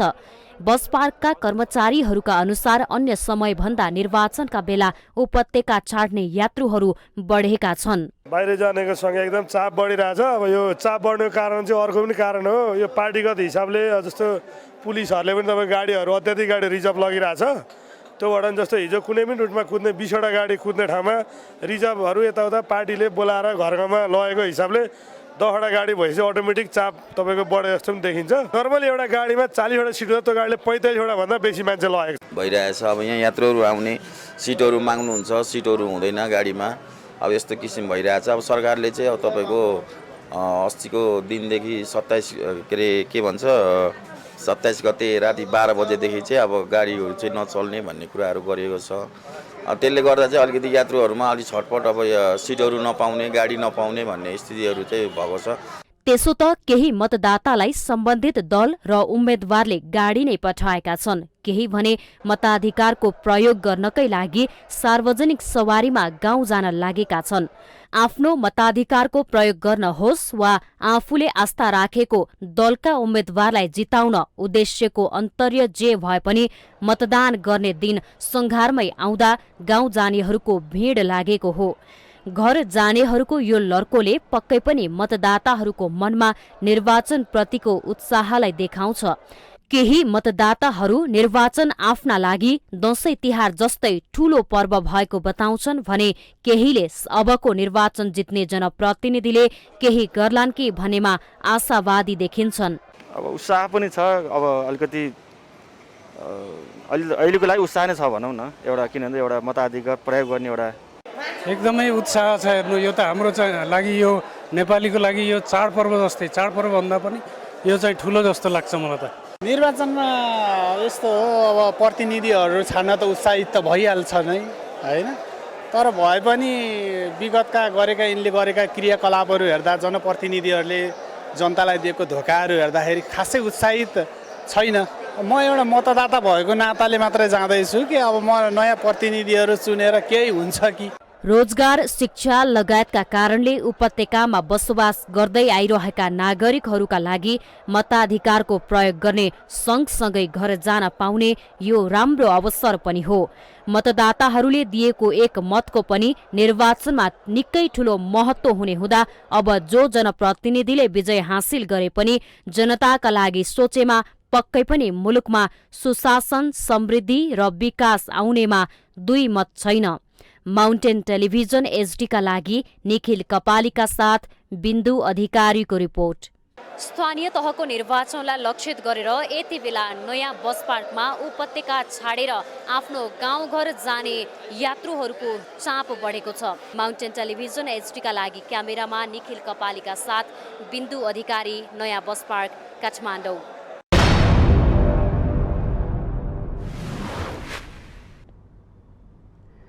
यो रिपोर्ट थियो गाउँघरमा प्रवेश गरिरहेका मतदाताहरूको, जो अब नयाँ जनप्रतिनिधि चयन गर्नको लागि गाउँ जाँदैछन्।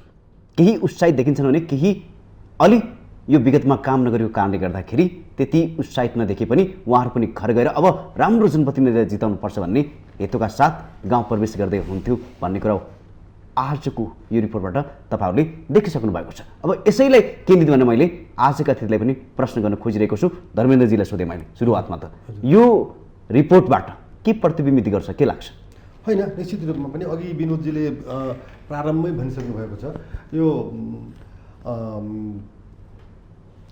निर्वाचन मैले भने दोस्रो पटक हामी विस्तृत संवाद आयो त्यहाँ होइन, ठिक। यो संहिता आइसकेपछि, संविधान लागू भइसकेपछि, नयाँ संविधान लागू भइसकेपछि को दोस्रो स्थानीय निर्वाचन हो होइन। हामी दोस्रो स्थानीय निर्वाचनको संघारमा छौँ, पछि निर्वाचन छ। त अहिलेको रिपोर्टले के देखियो भन्दाखेरि निर्वाचनका सन्दर्भमा मतदातामा कति उत्साह छ त, कति उत्साहित छन् त, कति उत्साहित छन्। यो त ट्याक्कै विनोदजीले अघिको यो रिपोर्ट हेरेर हो कि विनोदजीको कुरा सुनेर हो थाहा छैन, तर कुरो त त्यही आयो नि त। यो एउटा आम व्यक्तिका लागि, आम मतदाताका लागि एउटा चाड हो, एउटा महत्त्वपूर्ण सेलिब्रेसन हो कि यो चाहिँ, सेलिब्रेसन हो यो होइन, महोत्सव हो यो होइन, जो कि 5 वर्षमा मात्रै आउँछ है। जो यस्तो महोत्सव हो जो 5 वर्षमा मात्रै आउँछ। कति ठुलो हो त, प्रत्येक वर्ष आइरहेको भए पनि एउटा कुरा हुन्थ्यो, ठिक छ यसो भएन भने अर्कोबाट जाउँला भन्ने हुन्थ्यो। तर यो त 5 वर्षमा मात्रै आउँछ। 5 वर्षमा यो आउने जुन महोत्सव छ त्यो महोत्सवमा सहभागी हुनका लागि, त्यो महोत्सवमा सरिक हुनका लागि, त्यो महोत्सवमा के छ भने एउटा चाहिँ महत्त्वपूर्ण स्टेक होल्डरका रूपमा के छ भन्दाखेरि आफूलाई प्रस्तुत गर्नका लागि मतदाताहरू कति आतुर छन् त। त्यस्तो समस्या हुँदै पनि बस्न पाए बसमा सिट छैन, बसमा के छ भन्दाखेरि बस्न राम्रो व्यवस्थापन गर्न सकिरहेको छैन, बसमा के अरे सार्वजनिक यातायातको सङ्ख्यामा कमी आइसकेको छ। कतिपय सार्वजनिक यातायातहरू तपाईँको रिपोर्टको अनुसार चाहिँ कतिपय सार्वजनिक यातायातहरू उम्मेदवारहरूले के छ भन्दाखेरि एक किसिमले हाइज्याक गरिसक्नु भएको छ होइन। भनेको उहाँहरूले के छ भन्दाखेरि आफ्नो मतदाता ओसार्नलाई उहाँले प्रयोग गर्नुभएको छ भन्ने कुरा तपाईँको रिपोर्टले देखिन्छ। यसको अर्थ के छ भन्दाखेरि सार्वजनिक यातायातको सङ्ख्यामा कमी आएको छ, तैपनि मतदातामा कति ठुलो उत्साह छ त होइन। आज बिहान म झन्डै 6 साढे 6 बजे घरबाट निस्केको थिएँ र फर्केर म तपाईँको 10 बजे म फेरि घर पुगेँ होइन। यो कौशल टारदेखि लिएर तपाईँको नयाँ बानेश्वरसम्म त यस्तो भिड थियो तपाईँको होइन। र मैले काठमाडौँमा त्यति के छ भन्दाखेरि यो शान्तिनगरदेखि लिएर कोटेश्वर चौकसम्म बसको लाम मैले देखाएको थिइनँ मैले होइन। आज त्यस्तो बसको लाम थियो होइन। र छेउछाउ के छ भन्दाखेरि खचाखच यात्रु के छ भन्दाखेरि बसहरूमा थिए र त्यति नै यात्रु के छ भन्दाखेरि बसहरूको यो कुराइमा पनि थिए, पर्खाइमा पनि थिए। भन्नाले के देखियो भन्दाखेरि यो स्थानीय चुनावप्रति आम व्यक्तिको सहभागिता, आम व्यक्तिको यो चासो होइन, तदारुकता र यसले एउटा सन्तोषको कुरा के दिन्छ भन्दाखेरि, सन्तोष के हुन्छ भन्दाखेरि हाम्रो लोकतन्त्रमाथि सङ्कट आउनेवाला छैन, आउँदैन।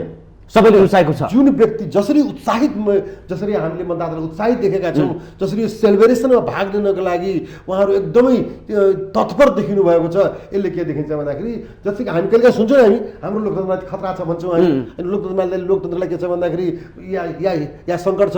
तर यस्ता खालका जुन रिपोर्टहरू छन्, जुन बिहान मैले जुन देखेँ त्यो दृश्यहरू छन्, ती दृश्यहरूले के छ भन्दाखेरि एउटा कुरा ढुक्कसँग भन्न सकिन्छ, नेपाली लोकतन्त्र समस्याग्रस्त होला, नेपाली लोकतन्त्रलाई सुधार गर्नुपर्ने थुप्रै कुराहरू होला, नेपाली लोकतन्त्रलाई अझै जिम्मेवार बनाउनलाई धेरै काम गर्नुपर्ने होला। तर हाम्रो लोकतन्त्रमाथि सङ्कट छैन। किन सङ्कट छैन भन्दाखेरि जनताले नै यो लोकतन्त्र बाँचिरहनुपर्छ, लोकतन्त्रले निरन्तरता पाउनुपर्छ भनेर आफूले डेडिकेट गरेको छ कि डेडिकेसन हो नि यो त। यो सेलिब्रेसनमा सहयोग हुने डेडिकेसन हो होइन। योभन्दा ठुलो कुरा के हुन सक्दछ? त्यसले गर्दाखेरि यसले दुईवटा कुरा देखिन्छ। यसले त के छ, एकातिर लोकतन्त्र बलियो बनाउन जनता आफै सक्रिय छन् भन्ने पनि देखिन्छ भन्दाखेरि अर्को लोकतन्त्र सञ्चालन गर्नेहरूमाथि थप जिम्मेवारी थपिएको छ कि जनता जुन यसरी उत्साहित भइरहेका छन्, त्यो उत्साही भइरहेको जनताको उत्साहलाई मर्न दिनु हुँदैन। लोकतन्त्रलाई हामीले अझै सबल बनाउनुपर्छ, लोकतन्त्रलाई हामीले अझै जनताको घर दैलोसम्म पुर्याउनु पर्ने हुन्छ होइन। र सर्भिस डेलिभरीका दृष्टिकोणले के छ भन्दाखेरि जनताका कुनै पनि गुनासो हुनु हुँदैन। के भनिन्छ भन्दाखेरि कहिलेकाहीँ हामी भन्छौँ नि यो नयाँ संविधान आइसकेपछि सिंहदरबार गाउँ सिंहदरबार भन्ने कुरा भन्छ, त्यो गाउँ सिंहदरबार भन्ने कुरा गर्छौँ। त्यो यो सैद्धान्तिक सही कुरा हो। सिंहदरबार जुन छ काठमाडौँको, त्यो सिंहदरबार त त्यहाँ गएन, त्यसको रिप्लिका त गएको होइन। तर के हो भन्दाखेरि चारवटा कुराभन्दा बाहेक सम्पूर्ण काम स्थानीय सरकारले गर्न पाउँछ होइन। एउटा भनेको मौद्रिक नीति तय गर्न पाउँदैन, स्थानीय सरकारले मौद्रिक नीति तय गर्न पाउँदैन होइन। विदेशीसँगको सम्बन्धका बारेमा फरक कुरा गर्न पाउँदैन होइन। राष्ट्रिय सुरक्षाका बारेमा उसले कुनै निर्णय गर्न पाउँदैन। र अर्को के छ भन्दाखेरि यो राजनीतिक प्रणाली, पोलिटिकल सिस्टमलाई के छ भने उसले चाहिँ अन्यथा लिन पाउँदैन होइन। ठिक छ, लोकतन्त्र छ, कुनै ठाउँमा डेमोक्रेटले जित्ला, कुनै ठाउँमा के छ भन्दाखेरि यो कम्युनिस्ट विचार भएकाले जित्ला। कम्युनिस्ट विचार भएका ठाउँमा चाहिँ म लोकतन्त्रलाई मान्दिनँ, अथवा लोकतन्त्र भएका ठाउँमा के छ भने कम्युनिस्टलाई छिर्न दिन्न भन्ने कुरा हुँदैन। त्यो चाहिँ हुँदैन। त्यो भनेको पोलिटिकल सिस्टम हो त्यो होइन। पोलिटिकल सिस्टममा उसले चेन्ज गर्न पाउँदैन। यी चारवटा कुराभन्दा बाहेक हाम्रो स्थानीय सरकारले सम्पूर्ण कुरो गर्न पाउँछ। त्यसैले भनेको हो कि सिंहदरबार के छ भने गाउँमा सिंहदरबार भनेको कारण त्यही हो। त्यसदाखेरि यो 4 वर्षमा, पछिल्लो 4-4.5 वर्षबाट गएर के भएको छ भन्दाखेरि जनताले यी सबै कुराको अभ्यास गरेर पाएका छन्। सफल कति भयो, असफल कति भयो, त्यो मूल्याङ्कन गर्दै जाउँला, त्यो मूल्याङ्कन होला। तर यी मैले जुन भने यो 4 कुराभन्दा बाहेक जनताका आवश्यकताका कुराहरू, जनताका के छ भने सरोकारका कुराहरू, विकास निर्माणका कुराहरू होइन, यी कुराहरूका बारेमा चाहिँ जनताले आफ्नै नजिकको सरकारबाट चाहिँ सेवा प्राप्त गर्न सक्ने अवस्थाको निर्माण चाहिँ भएको छ। अघि भन्नुभयो हाम्रो विनोदजीले के छ भन्दाखेरि यो कुलोको कुरो, पैनीको कुरो, विकासको कुरो, जग्गा के छ भन्दाखेरि कब्जा गर्ने कुरो, पानी पँधेराको कुरो होइन, तपाईँ के छ भने यो मेरो घरबाट पानी फलाउने ठाउँमा चुइयो त्यसको कुरो होइन, बिहेको कुरो, व्रतबन्धको कुरो होइन। र मेरो घरमा धारा त आँगनमा हुन्छ यार होइन।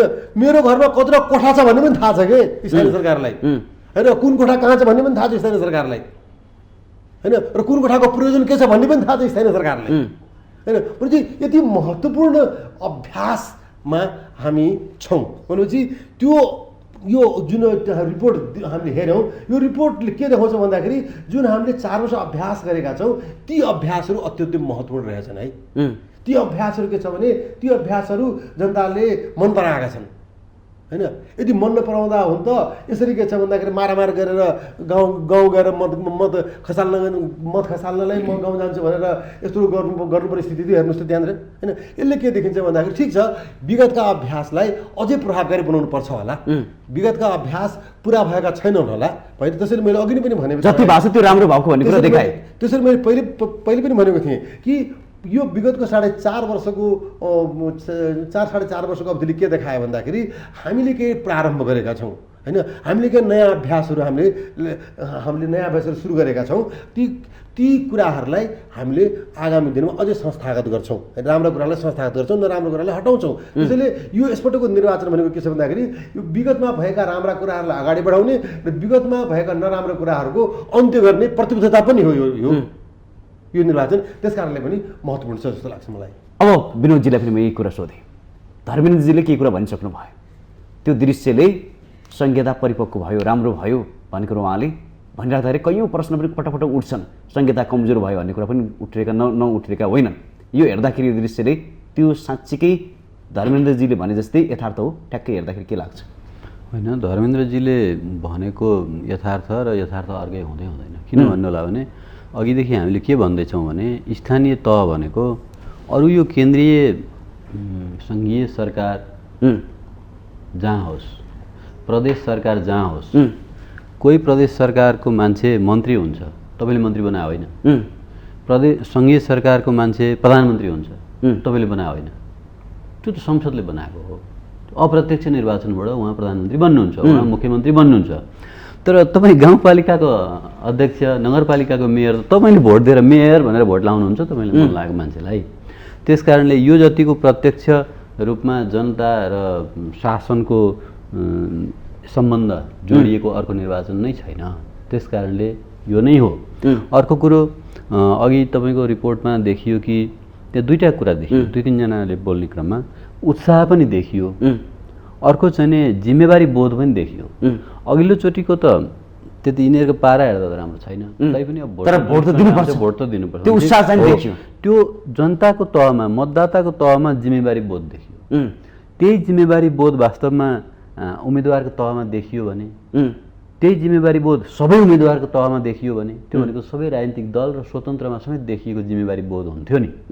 त्यसो हुँदो हो त मैले कतिपय अहिले यो टिकट पाउने टिकट दिने छ नि त होइन, राजनीतिक दलहरूमा टिकट दिने तहका मान्छेहरूसँग कुरा गर्दा, टिकट पाउने तहका मान्छेहरूसँग कुरा गर्दा पनि कतिपयले के भन्नुभयो भने हाम्रो गएको 5 वर्ष त खेर गएछ पनि भन्नुभयो। किनभने उहाँको पार्टीका मान्छे जो त्यहाँ मेयर भए, जो गाउँपालिकाका अध्यक्ष भए, त्यसले राम्रोसँग काम गरेनन्, उहाँको पार्टीकै लागि खेर गएको जस्तो लाग्यो उहाँहरूलाई, त्यो पनि भन्नुभयो।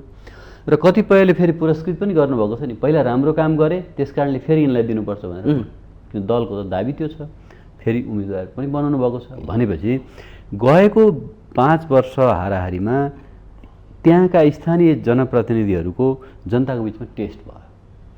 राम्रो गरेकाले फेरि पाए, राम्रो नगरेकाले पाएनन्। अब यसको अर्थ पाउने जति सबै राम्रो हुन्छ उम्मेदवारी दोहोरिनेहरू, त्यो त अब अहिले भन्छन् नि, किनभने मतदाता फेरिएको छ, बढेको छ। अझ मतदाता बढ्नेमा मूलत युवा हुन्छन्, तर युवा बाहेकका पनि पहिला छुटेका पनि थिए होलान्। अझ म त यो सिस्टम, यो संविधान सभाको निर्वाचन हुनुभन्दा अगाडिदेखि म त के पक्षमा छु भने म सम्बद्ध सञ्चार माध्यमबाट एक किसिमले मैले चलाउने कार्यक्रमहरूमा त्यो मनसायसहित मैले आग्रह नै गरेँ कि तपाईँ 16 वर्षको मान्छेलाई नागरिकता दिनुहुन्छ, नागरिकता पाएपछि सवारी चालक अनुमति पत्र दिनुहुन्छ, उसले चलाएको गाडी गएर कहीँ ठोकियो भने मान्छे मर्दैन? मर्छ त। तपाईँ त्यसैको आधारमा पासपोर्ट बनाउन दिनुहुन्छ, पासपोर्ट त नागरिकता नहुनेले नै पाउँछ, तर तपाईँ नागरिकताको आधारमा पासपोर्ट दिएर विदेश पनि पठाउनुहुन्छ। के भन्नुहुन्छ भने कमसेकम ऊ आफ्नो बारेमा विचार गर्नलाई योग्य छ भने, अनि धेरै कुरा काम गर्न दिनुहुन्छ तपाईँ। नागरिकता भए त्यो जग्गा किन्न नि पाइन्छ, अरबौँको सम्पत्ति पनि मालिक हुन पनि ऊ योग्य मान्नुहुन्छ, तर भोट हाल्न चाहिँ अयोग्य भन्नुहुन्छ र 2 वर्षसम्म भोट हाल्न दिनुहुन्न। नागरिकलाई नागरिक होस् भनेर प्रमाणपत्र पनि दिनुहुन्छ, तर नागरिकले बालिग भनेर चाहिँ फेरि 18 वर्ष भन्नुहुन्छ। भलै अब बिहे गर्ने उमेर 20 वर्ष छ, त्यो अर्को डिस्कोर्स छ, तर ऊ के कारणले एसएलसी पास गरेको, एसई पास गर्ने उमेरको मान्छे मत हाल्न चाहिँ किन योग्य छैन त? त्यो कुनै राजनीतिक दलका मान्छे, तपाईँले यस बारेमा बुझ्नु भएन? उहाँहरू बुझ्दाखेरि उहाँहरूको कुनै तर्क मैले पाइनँ। त्यतिखेरको नेपाली काङ्ग्रेसको युवक सङ्गठन तरुण दल, त्यतिखेरको नेकपा एमालेको प्ररायु सङ्घ, त्यतिखेरको माओवादीको यङ कम्युनिस्ट लिग लगायत विभिन्न युवा, अब राप्रपाको युवा सङ्गठनका मान्छेहरूसँग सबैसँग मैले इन्टरभ्यू नै गरेँ रेडियो। उहाँहरूसँग कुनै हो नै भन्नुहुन्छ उहाँहरूले, र निर्वाचन ऐन बनिसकेपछि ऐन चाहिँ फेरि गर्नु पर्यो भन्दै उहाँहरू झन्डा लिएर जानुभएको थियो है। त्यसो हुनाले कुनै तर्क देखिनँ मैले। ती लाखौँ मान्छे छन्, त्यो 16 देखि 18 वर्ष उमेर समूहका मान्छे लाखौँ छन्। ती मान्छेलाई तपाईँले मतबाट वञ्चित गर्नुभएको छ। अहिले तपाईँले 16 वर्षको मान्छेले भोट हाल्न पाउँथ्यो भने अहिले निर्वाचित हुने मेयरको कार्यकाल सिद्धिँदाखेरि ऊ 21 वर्षको भइसक्छ होइन त। भनेपछि त उसको लागि हो नि निर्वाचित भएर जाने। हामीले चाहिँ यसपालिको चाहिँ उसमा हेर्दैछौँ उम्मेदवारहरू एकदम 90 वर्ष माथिका त 7 जना मात्रै उम्मेदवार हुनुहुन्छ। 90 वर्षभन्दा बढी उमेरका 7 जना हुनुहुन्छ र यो 30 वर्ष मुनिका उम्मेदवार मात्रै झन्नै 16,000 हुनुहुन्छ। 30 वर्ष मुनिका। बाँकी कहाँ रहेछ त्यसो भए? हो, बाँकी चाहिँ नि 31 देखि 50 वर्ष उमेरका सबभन्दा बढी छन् उम्मेदवारहरू है। 31 देखि 50 वर्षका। सायद तपाईँले 16 वर्षदेखिकालाई भोट हाल्ने अधिकार दिनुहुन्थ्यो भने युवाको सङ्ख्या अझै बढ्थ्यो। युवाले हाल्ने मत पक्कै पनि युवा उमेरको आधारमा युवा नहोला, विचारको आधारमा युवालाई भोट हाल्थ्यो होला नि त उसले होइन।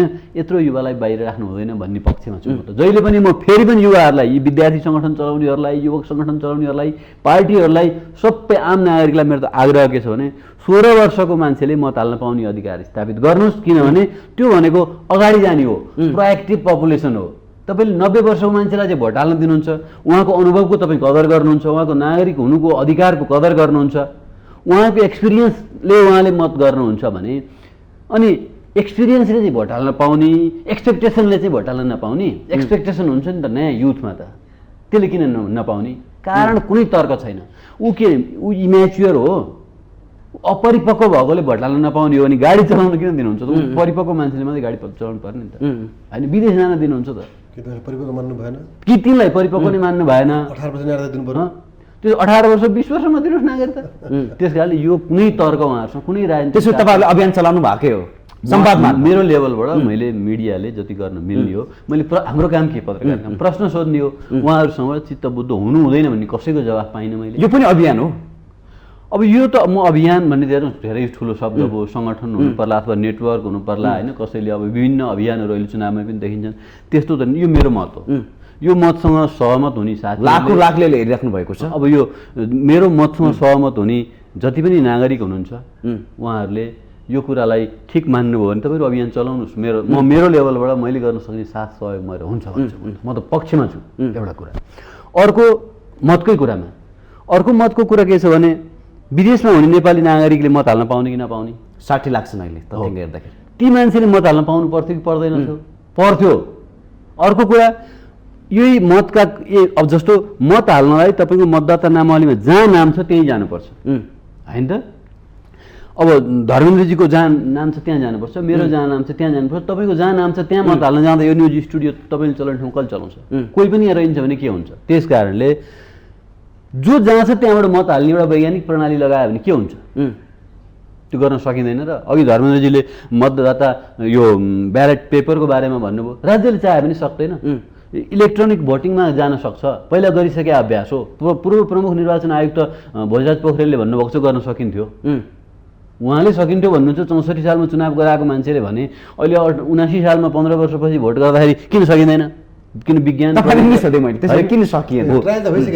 भइसकेको छ। किन सकिएन भने माइन्डसेट आफ्नो सुविधाको लागि, आफ्नो सहजताको लागि प्रमुख निर्वाचन आयुक्त लगायत निर्वाचन आयोगका पदाधिकारीहरू, अहिले त उहाँ हो नि त यो सबै, उहाँभन्दा ठुलो कोही पनि छैन, प्रधानमन्त्री पनि होइन, प्रधान न्यायाधीश पनि होइन। उहाँहरूले चाहनु भएको भए हुन्थ्यो। उहाँले किन चाहनु भएन हामीले सोध्नुपर्छ। तर मलाई के लाग्छ भने मेरो आफ्नो कुरा हो, मैले सोधेको छैन। उहाँले आफ्नो सहजता हेर्नुभयो। अन्तिम मतदाता नामावली प्रकाशित हुनुभन्दा अगाडि नै अघि धर्मेन्द्रजीले भने जस्तै ब्यालेट पेपर छापिदिनु भयो। मेरो वडामा त्यो चिन्हको उम्मेदवारै छैन, त्यो चिन्हमा मैले त्यो चिन्हको भारी मलाई किन बोकाउनुहुन्छ? मलाई किन कन्फ्युज गराउनुहुन्छ? सुस्पष्ट सहज किसिमले मलाई मतदान गर्ने अधिकारबाट किन वञ्चित गर्नुहुन्छ? नपढे लेखेको मान्छेहरू हुनुहुन्छ। नेपालको साक्षरता दर तपाईँ हेर्नुहोस्, उहाँहरूको मतदाता शिक्षा अभियान हेर्नुहोस्, कुनै प्रभावकारी छैन। हामी त कम्युनिकेसनको मान्छे। तपाईँले जहाँ चाहिँ मतदाता शिक्षा चलाउनु भएको छ, जस्ता जस्ता टुलहरू टेक्निकहरू तपाईँले प्रयोग गर्नुभएको छ, सोसियल मिडियामा साराले भनिरहेछन्। तपाईँले फोनमा सुन्ने रिङ नै सुन्नुहोस् न, कतिको शिक्षा दिने खालको छ कि मनोरञ्जन दिने खालको छ कि सूचना दिने खालको छ कि के चाहिँ दिएको छ त्यसले? त्यो लगायतका अब त्यो कसले बनाउनु भयो त्यसमा मेरो केही भन्नु छैन। तर त्यहाँ बजेट होला, त्यहाँ उहाँहरूले जसरी मोबिलाइजेसन गर्नुभएको होला मतदाता शिक्षा प्रभावकारी छैन।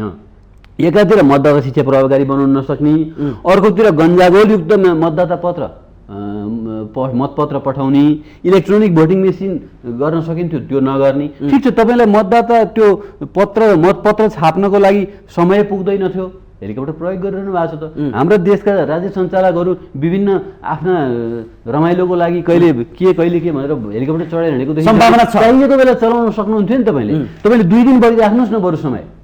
अन्तिम मतदाता नामावली प्रकाशित गरेको 2 दिन बढी राख्नुहोस्, तपाईँलाई छाप्नलाई कति दिन चाहिन्थ्यो? त्यो प्रविधि के नेपालको प्रेस, यो टेक्नोलोजी, हाम्रो प्रिन्टिङ प्रेसको सिस्टमले सपोर्ट गर्दैन थियो कि? तपाईँको त्यो बाहेक अर्थक छ, त्यहाँ व्यापार छ कि, ठुलो टेन्डरको कुरा छ कि, अथवा के छ त्यो चाहिँ अब त्यो अनुसन्धान गर्ने? त्यसमा हामीले अब कोही पछि गएर पत्रकारिताको तर्फबाट पनि मान्छेहरूले खोजेर त्यसमा रिपोर्टहरू आउनु सक्लान्। नागरिकलाई कन्फ्युज गराउने अनि भन्दै हुनुहुन्छ 5 लाख जति मतदाता त पहिलाको मतदाता नामावलीको आधारमा नै बदर हुन सक्न देखिन्छ। त्यसबाहेक अर्को हेर्नुहोस्, हामीसँग अहिले यसपालिको मतदानमा मत गर्नुपर्ने मान्छे 1,77,33,723 छन् है। यसमध्ये 2.5 लाख मान्छे त मृतकहरूको नाम छ त्यहाँ। त्यो त यसै टोटल स्वतः खाली हुने भयो नि। अनि चाहिँ हाम्रो भोट कास्टेड पर्सेन्टेज त घट्ने भयो नि। 5 लाख बदर हुने भयो, त्यो पनि घट्ने भयो। कसको कारणले? यो राज्य त्यो 2.5 लाखको जस्तो गाउँपालिका नगरपालिकामा मृतकहरूको मृत्यु दर्ता हुन्छ। त्यो मृत्यु दर्ता भइसकेपछि मतदाता नामावलीबाट स्वतः मत काटिने गरी त्यस्तो मेकानिजम गाउँपालिका र निर्वाचन आयोगका जिल्लामा कार्यालय छन्, त्यति गर्न सकिँदैन थियो। त्यो गर्ने काम मृतक हो कि मृतकले गएर आफ्नो नाम काट्ने हो र? त्यो त होइन त। त्यो त गरेछ राज्यले, बकाइदा पञ्जिका अधिकारीको कार्यालयमा गएर मृत्यु दर्ता गरेछ। त्यो नै 2.5 लाख हो। अब मृत्यु दर्ता नै सबैको भएको छैन होला, त्यो त अर्को कुरा छ फेरि। भनेपछि यो 2.5 लाख, विदेशमा तपाईँले भन्नुभएको सङ्ख्या I'm not very much sure 60 lakh भन्दै हुनुहुन्छ। 5 लाख जति यसै पनि बदर हुने अनुमान छ। अनि पहिलाको भन्दा 30 लाख जति कति मतदाताको सङ्ख्या मतदाता थपिएको छ। उम्मेदवारको सङ्ख्या घटेको छ पहिलाको भन्दा। यो तथ्याङ्कहरूको बिचमा रहेर हेऱ्यो भने निर्वाचन सञ्चालन गर्ने निकायको कमजोरी देखिन्छ। एउटा कुरा यसमा मिडियाले प्रश्न उठाएको छ।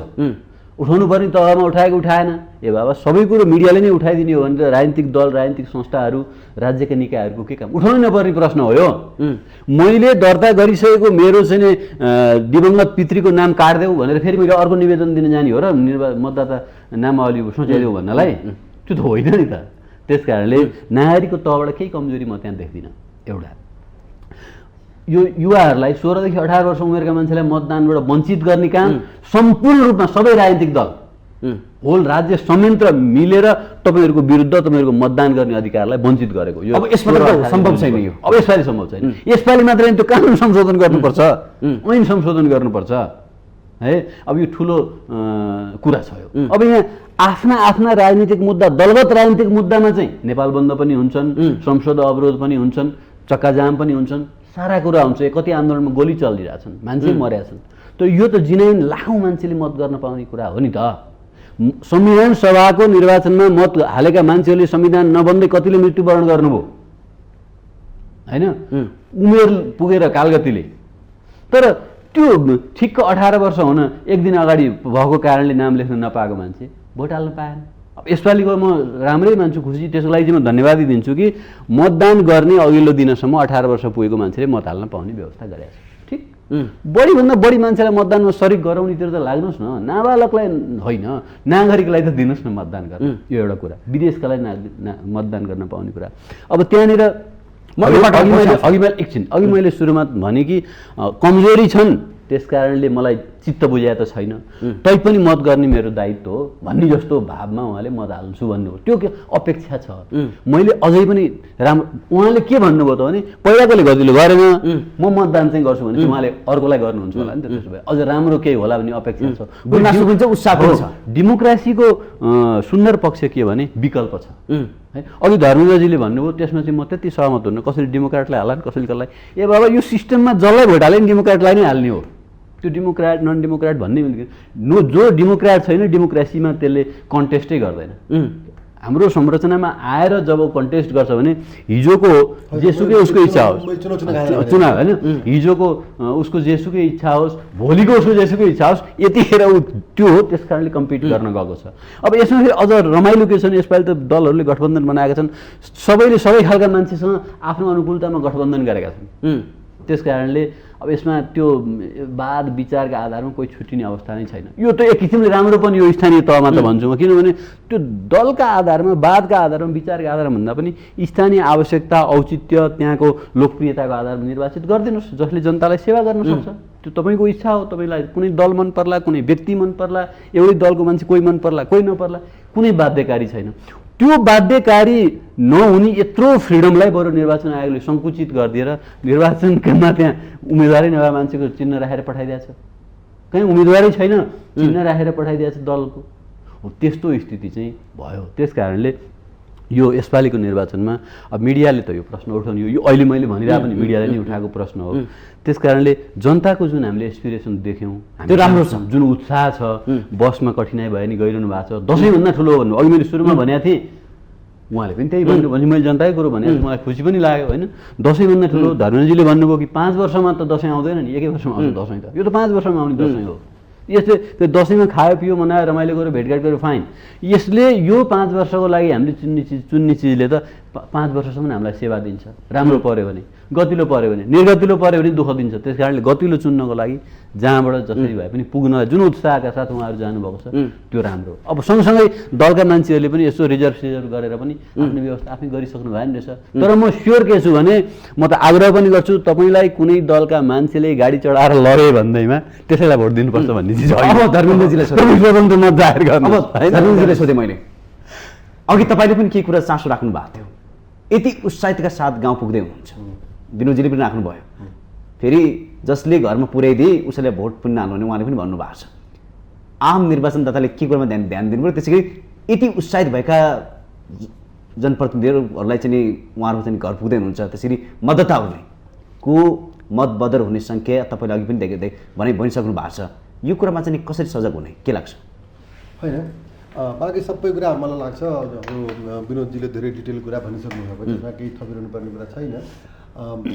अब मलाई के लाग्छ भने निर्वाचन आयोगले तपाईँले नि अघि भन्नुभएको थियो 5 लाख जति हुन सक्ने सम्भावना भन्ने चाहिँ समाचार आइसकेको छ कुनै पत्रिकाले यति उत्साहित भएर गाउँ पुग्दैछन् कुनै पत्रिकामा छापिएको छ त्यसलाई मैले कोट गरेको हुँ मैले मेरो आफ्नो रिसर्च होइन मेरो आफ्नो खोज नीति होइन त्यो चाहिँ होइन एउटा पत्रिकाको एउटा रिपोर्टिङ हो होइन एउटा कुरा के भने मलाई यति कुरा भन्दाखेरि यसलाई निर्वाचन आयोगमा भएका साथीहरूले यसलाई आलोचनाका दृष्टिकोणले लिनुभन्दा पनि हामी सुझाव सल्लाह हामी पत्रकार हौँ हामीले प्रश्न उठाएका छौँ हामी प्रश्न उठाउने हाम्रो दायित्व हो तर यसलाई यसै रूपमा उहाँहरूले लिनुहुन्छ। मलाई के लाग्छ भन्दाखेरि निर्वाचन आयोगको तयारी पुरा राम्ररी हुन सकेको छैन होइन। यसमा चाहिँ के छ भन्दाखेरि उहाँहरूले स्वीकार गर्नुपर्ने हुन्छ कतिपय ठाउँमा स्वीकार पनि गर्नुभएको छ होइन।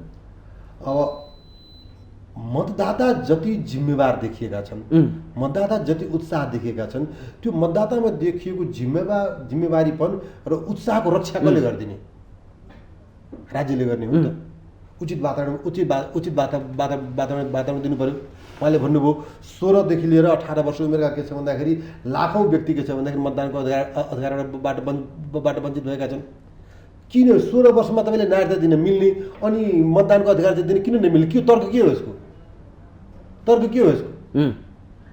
तर्क छैन केही पनि होइन। भन्दाखेरि यो परम्परादेखि चलिआएको छ कि 16 वर्षमा दिने नागरिकता र 18 वर्षमा मतदानको अधिकार भनेको यो पञ्चायतकालीन ह्याङओभर हो त्यहीबाट आएको छ। यो चाहिँ त्यो कन्टिन्यू भइआएको छ होइन कन्टिन्यू भइआएको छ। हिजो म एउटा टेलिभिजनमा इन्डियाको टेलिभिजन हेर्दै थिएँ मैले 167 वर्ष पुरानो त्यो राजद्रोहको कानुन छ अरे अहिलेसम्म त्यही कानुन चलिरहेको छ भनेपछि हामीमा पनि त्यस्ता केही कानुनका ह्याङहरू छन् तपाईँको त्यो पहिलादेखि के छ भन्दाखेरि चलिरहेको अवस्था हामीले पनि त्यसलाई कपी गरिरहेका छौँ त्यसलाई संशोधन गर्नुपर्छ भन्ने कुरा केही पनि छैन। सम्पूर्ण कसैले मेच्योर हुन्छ नागरिकता लिइसकेपछि बैङ्कमा उसको खाता खोल्न सक्छ उसले के छ भने सवारी उसले ड्राइभिङ लाइसेन्स लिन सक्छ उसले आफ्नो नाममा सम्पत्ति खरिदबेच गर्न सक्छ तर मतदान गर्न पाउँदैन उम्मेदवार हुन पाउँदैनौँ किन हामीले प्रश्न उठाइरहेका छौँ किन तर हामीले के भन्छौँ भन्दाखेरि यहाँ मतदानबाट वञ्चित भयो होइन। अब अहिलेको अवस्थामा यत्रो ठुलो काम गर्नुहुन्छ, यत्रो ठुलो काम हामी के छ भने निर्वाचन आयोगले भनिदिन्छ हामीले यस्तो गऱ्यौँ, यसो गऱ्यौँ, उसो गऱ्यौँ। आजको जमानामा ल ठिकै छ, अहिले नै अर्को पटकको निर्वाचनमा जान सजिलो हुने गरी सम्पूर्ण मतदान केन्द्रमा इभिएम सम्भव नहोला अरे हामीले मान्यौँ। बिजुलीको समस्या हुन सक्ला, साक्षरताको समस्या हुन सक्ला, के को समस्या हुन सक्ला होइन। तर अब केही राम्रा भएका मतदान केन्द्रहरूमा सम्भव भएका मतदान केन्द्रमा त अब ट्रायलमा त जानु पऱ्यो नि त। जबकि विगतमा ट्रायलमा भइसकेको छ, विगतमा ट्रायल भइसकेको छ होइन, पुरै भइसकेको छ र त्यसको सक्सेस रेट आएको छ होइन। अहिले के छ भन्दाखेरि किन नहुने, काठमाडौँका सबै मतदान केन्द्रमा, ललितपुरमा, भक्तपुरमा यो चाहिँ लागू गरिदिए हुन्थ्यो नि त, शहरी क्षेत्रमा लागू गरिदिए हुन्थ्यो नि त। कम्तीमा अर्कोपट्टिदेखि के छ भन्दाखेरि सिकाइ पनि के हुन्थ्यो, तर हामी इभिएममा जान खोजिरहेका छैनौँ। आज एप्सको जमाना छ, तपाईँ त्यो एप्स प्रयोग गरेर सम्पूर्ण काम गर्न सक्नुहुन्छ। आज तपाईँ के भन्नुहुन्छ भने मेरो हातमा एन्ड्रोइड मोबाइल छ, सम्पूर्ण विश्व मेरो हातमा छ, तर एउटा कुरा छैन, सम्पूर्ण कुरो तपाईँको हातमा छ, तर एउटा कुरा छैन, के छैन भन्दाखेरि तपाईँलाई मतदान गर्ने अधिकार छैन क्या। तर मतदान गर्ने अधिकार छैन। यदि कसैले भन्छ मेरो हातमा मोबाइल छ, एप्स छ, म सम्पूर्ण काम गर्न तयार छु, म सम्पूर्ण विषय मेरो हातमा छ भनेर कसैले दाबी गर्छ भन्दाखेरि नेपालीले एउटा दाबी गर्न पाउँदैन। के भन्दाखेरि मैले त्यो एप्सले चाहिँ मतदान गर्न पाउँदिनँ क्या।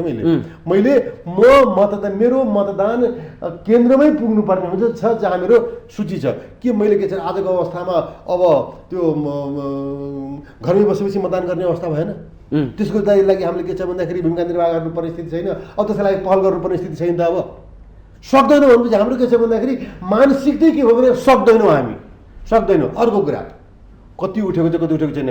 अहिले प्रक्षेपण के भइरहेको छ, अनुमान के भइरहेको छ भन्दाखेरि 30 गते के छ भन्दाखेरि मौसम प्रतिकूल हुनेछ भन्ने आइरहेको छ होइन। बङ्गालको खाडीको चक्रवातको कुरा छ। हाम्रो निर्वाचनको तिथि कहिले घोषित भयो? 3-4 महिना भयो होइन। जबकि कुनै पनि चक्रवात त के छ भन्दाखेरि 1-1.5 वर्ष पहिल्यै थाहा हुन्छ। आजको जमानामा के छ भने यो मौसमको के छ भन्दाखेरि यो अनुमान त के छ 6-7-8 महिना पहिले गरिसकेका हुन्छ। र कुनै पनि चक्रवातको नाम के छ भने कम्तीमा 6 महिना अगाडि के छ भने त्यसको नामकरण भइसकेको हुन्छ। यो बङ्गालको खाडीमा जुन चक्रवात आउनेवाला छ 29-30 गते त्यो नयाँ हो त्यो। त्यसको लागि हामीले के छ भन्दाखेरि निर्वाचन आयोग रिसर्च गर्नु पर्दैन थियो। 30 गते जुन यो के छ भन्दाखेरि भइरहेको छ त्यो दिन के छ, कति प्रतिकूलता छ कति अनुकूलता छ भन्ने खालको रिसर्च गर्नु पर्दैन थियो। सरकारले त्यो काम गर्नु पर्दैन थियो। र त्यही कारणले मतदानको प्रक्रिया प्रभावित भयो र मतदाता घटेछ भने कसले लिन्छ जिम्मेवारी? मतदानको प्रतिशत घट्यो भने कसले लिन्छ जिम्मेवारी? तपाईँले बताउनु मान्छे मतदान केन्द्रमा जान्छ, हावा हुन्डरी उठ्छ, को बस्छ मतदान केन्द्रमा? यसको तयारी पुगेको छैन भन्नु खोज्नु भयो तपाईँले? होइन, तयारी पुगेको छैन। मैले सामान्य कुरा गर्न खोजेको भने कुनै पनि डेट कुनै पनि यसमा के सिकाइ के भयो भन्दाखेरि यस्ता महत्त्वपूर्ण तिथिमितिका बारेमा त पूर्व अनुसन्धान गर्नुपर्छ होला नि त होइन। के हुनसक्छ त्यो दिन के पर्न सक्छ, त्यो दिन के हुनसक्छ। आजको जमानामा के छ भन्दाखेरि मैले अघि नै भने मौसमको अनुमान त के छ भने धेरै पहिला गर्न सकिन्छ। अहिले के छ भन्दाखेरि मौसमको अनुमान गर्न सकिन्न भन्ने कुरा होइन। गर्दाखेरि हाम्रा कतिपय के छ भन्दाखेरि तयारीहरू पुगेका छैनन्। मतदाता शिक्षाको कुरा नै गरौँ। मतदाता शिक्षाको बारेमा पुरा के छ नमूना मतदान भइरहेको छ। हामी संवाद गर्दाखेरि पनि देशभरि नै यसलाई कसरी लिनु भएको? त्यसमा नमूना मतदान सहभागी कतिजना भएको छ त्यो हेर्नु पऱ्यो नि त। नमूना मतदान भइरहेको छ, तर नमूना मतदान सहभागी को छन्, नमूना मतदानको सहभागीको प्रतिशत कति छ त्यो हेर्नु पऱ्यो नि त। कुनै ठाउँमा 10 जना 15 जना 20 जना मतदान, कुनै ठाउँमा 20 जना 25 जना 100 जना के छ भन्दाखेरि त्यो नमुना मतदानमा सहभागी छन् भन्ने बेलालाई के हामीले स्याम्पलिङ मान्दैन, त्यसलाई पुरै मान्न सकिन्न नि। यो त के छ भन्दाखेरि हामीले गरेका थियौँ भन्ने देखाउनलाई हो क्या। हामीले मतदानभन्दा पहिला नमुना मतदान हामीले हामी गरेका थियौँ भनेर के छ भन्दाखेरि देखाउने हो। यो इन्टरनेसनल इलेक्सन अब्जर्भेसनहरूलाई के छ भन्दाखेरि हामीले सन्तुष्ट पार्ने काम हो। यो कसले बुझेको छैन, कसलाई थाहा छैन यो कुरा चाहिँ होइन। त्यसले के छ भने मैले अघि नै भने मैले निर्वाचन आयोगको क्षमतामा एफिसियन्सीमा प्रश्न उठाएको होइन, तर केही जेन्युन कुराहरू छन् जसका बारेमा पूर्व अनुसन्धान हुनु जरुरी थियो, पूर्व तयारी हुनु जरुरी थियो, हुन सकेन होइन, जो हुन सकेन। र त्यसले गर्दा ती कारणहरूले गर्दाखेरि के छ भनेदेखि जस्तै अघिवाले के अरे अघि तपाईँलाई सोधेँ मैले, अब त्यो भन्दा पनि हाम्रो विनोदजीले भन्नुभयो 2.5 लाख मतदाताहरू के छ भन्दाखेरि यो पुरानो डेथ भइसकेका मान्छेहरू छन्। त्यो हटाउने काम कसको हो? त्यो हटाउनु पनि आयोगसँग समय छैन। त्यही भन्नु मिल्छ, त्यो भन्नु मिल्छ उसले हामीसँग समय थिएन, त्यसैले ती 18 लाख मतदातालाई हामीले हटाउन सकेनौँ भन्नु मिल्छ भन्नलाई मलाई लागेको कुरा। अघि पनि तपाईँले हामीसँग समय थिएन त्यसैले वैशाख 30 गते के छ भन्दाखेरि मौसम कस्तो रहनेछ भने हामीले रिसर्च गर्न पाएन भन्ने मिल्छ मिल्दैन नि। अब सम्भव छैन त्यो कुराहरू। तपाईँले अघि मैले प्रश्न गरेको थिएँ, हजुर मतदान बदल सङ्ख्या बढ्न सक्छ भन्ने जुन समाचारमा आएको छ, अब त्यसको लागि के कुरामा बढी ध्यान दिनुपर्छ? होइन अहिले पनि के छ भन्दा अझै समय बाँकी छ। अहिले पनि अब यसमा मैले अघि सुरुमा पनि भनेको थिएँ, यो मतदानलाई सफल बनाउने, लोकतन्त्रलाई के छ भन्दाखेरि संरक्षित गर्ने र अब महत्त्वपूर्ण कुरा मतदातामा देखिएको उत्साह र मतदातामा देखिएको जिम्मेवारीलाई के छ भन्दाखेरि संरक्षण गर्ने दायित्व हामी सबैको हो। अब के छ भन्दाखेरि समय फलानुलाई जिम्मेवारी पन्छाएर हामी उन्मुक्त हुन सक्ने अवस्थामा छैनौँ। होइन, निर्वाचन आयोगको काम चाहिँ निर्वाचन आयोगले गरेन, त्यसैले नभए नहोस् भन्न सक्ने स्थिति छैन। यो हाम्रो पनि दायित्व हो, मिडियाको पनि दायित्व हो। त्यसले गर्दा मलाई के चाहिँ मैले सुरुको दिनदेखि मैले प्रारम्भदेखि नै भनेको छु, मतदाता शिक्षामा हामीहरूको पनि भूमिका छ। होइन, हामीको पनि भूमिका छ। कहाँ के कमजोरी देखिएका छन्, अहिले पनि सम्बन्धित जिम्मेवार निकायहरूलाई के छ भने हामीले भनिदिनु पर्ने अवस्था छ त्यहाँनिर चाहिँ। होइन, कसरी ध्यान दिन सकिन्छ यसमा? हजुर, कसरी घटाउन सकिन्छ यो सङ्ख्या यसपटक? बदर हुने सङ्ख्यालाई कसरी घटाउन सकिन्छ? बदर हुने सङ्ख्यामा निश्चित रूपमा पनि के छ भन्दाखेरि निर्वाचन मतदानका सन्दर्भमा जुन कर्मचारीहरू खटिएका छन् तिनले त्यहीँनिर पनि अलिकति के छ भन्दाखेरि काम गर्न सक्लान् नि त। त्यहाँनिर त उनले त्यहाँनिर पनि भन्न सक्लान् नि त। होइन, एउटा कुरा त्यहाँनिर भयो। अहिले पनि के छ भन्दाखेरि 2 दिनको जो समय, आज र भोलिको जुन समयावधि छ, 2 दिनको समयावधिलाई के छ भन्दाखेरि पहिला जस्तो त होइन नि, यातायात पुग्दैन भन्ने कुरा पनि छैन। अब के छ भन्दाखेरि त्यो हामी सामग्री पुर्याउन सक्दैन भन्ने पनि छैन। अब त तपाईँसँग मोबाइल एप्स छ, मोबाइल एप्सको प्रयोग गरेर पनि तपाईँले के छ भन्दाखेरि प्रत्येक मतदातालाई सम्बोधन गर्न सक्नुहुन्छ। होइन, प्रत्येक मतदातालाई के छ भन्दाखेरि अब त के छ भने तपाईँसँग यस्तो तपाईँसँग अवसर छ, एप्स प्रयोग गरेर प्रत्येक मतदातालाई विनोद ढुङ्गेलजी भनेर तपाईँको विनोद ढुङ्गेलजीको व्यक्तिगत नाम लेखेर मेसेज गर्न सकिन्छ क्या तपाईँको अहिलेको अवस्थामा। त त्यो स्थिति छ नि तपाईँको भन्दाखेरि रिसोर्सहरू प्रयोग गर्नु पऱ्यो नि त। अन्तिम मान्छे धेरै टाइम छैन, म यहाँबाट सुरुवात गरेँ। छोटकरीमा आम जनता र सम्बन्धित निकायले के भन्न चाहनुहुन्छ निर्वाचन आयोगको विषय गरेर? सबैलाई, सरकार सबैलाई, मूलको सबैलाई मैले भन्नु कुरा हामीले भन्नु कुरा के छ भन्दाखेरि यो स्थानीय चुनाव मात्रै होइन, यो चाहिँ के छ भन्दाखेरि मेरो सरकार चयन गर्ने माध्यम हो।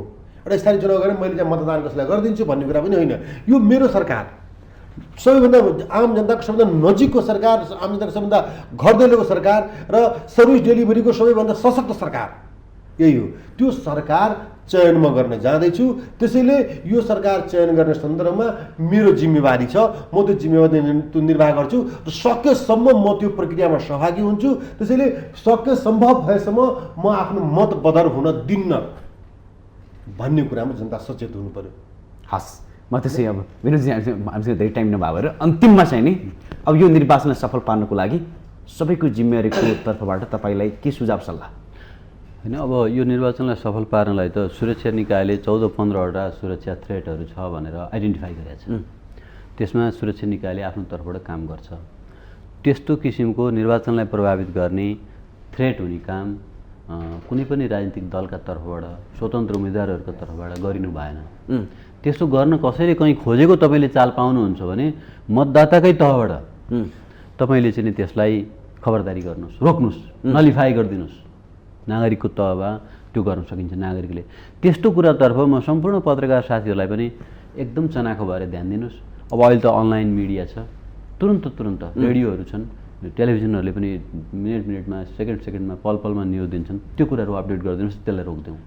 सुरक्षालाई फिजिकली अप्ठ्यारो पार्न सक्ने चक्रवात जस्तो प्राकृतिक कुरालाई लिएर अहिले पनि त आउँछ भन्ने त भयो नि। अब के गर्न सकिन्छ? टेन्टहरू लगाउन सकिन्छ, के गर्न सकिन्छ? बढीभन्दा बढी मतदाताले मत हाल्न सकिने वातावरण परिस्थिति बनाइदिनु पर्यो। अनि मत रद्द हुन नदिनका लागि अहिले पनि के किसिमका अब टेलिभिजनहरूबाट सूचनाहरू प्रवाह गर्नु, भोलिसम्मको निर्वाचन आयोगले भोलिन्टियरहरू खोइ त खटाएको, उसले सिक्युरिटीको पार्टमा चाहिँ मान्छे खटायो, मतदाताको लागि फिजिकली टोलटोलमा गरे खै त्यो अहिले पनि सकिन्छ त्यो गर्नलाई। त्यस कारणले अब यसपालिको निर्वाचनका कमजोरीहरूलाई हेरेर अर्को निर्वाचनमा बढीभन्दा बढी मतदाता सरी गराउनुहोस्, युवालाई सरी गराउनुहोस्, विदेशमा भएकालाई सरी गराउनुहोस्, दिवंगतहरूको नाम हटाउनुहोस्। टेक्निकली अहिले पनि सम्भव छ, त्यो गर्न सक्नुहुन्छ भने गर्नुहोस् र बढीभन्दा बढी नागरिकले तपाईँले भने जस्तै आग्रह गर्न चाहन्छु। सबै नागरिकलाई सक्षम बनाउनुपर्छ मतदानको लागि। र सबै एकजुट भएर यो अभियानमा लागु हुनुपर्ने आवश्यकता छ भन्दै आजको यो संवादमा जोडिनु भयो। यसको लागि धेरै धेरै धन्यवाद दिँदै बिदा हुन चाहन्छु। नमस्कार।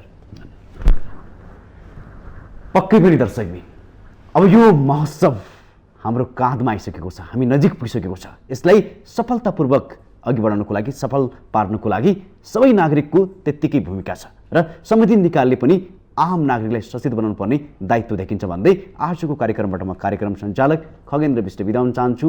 नमस्कार।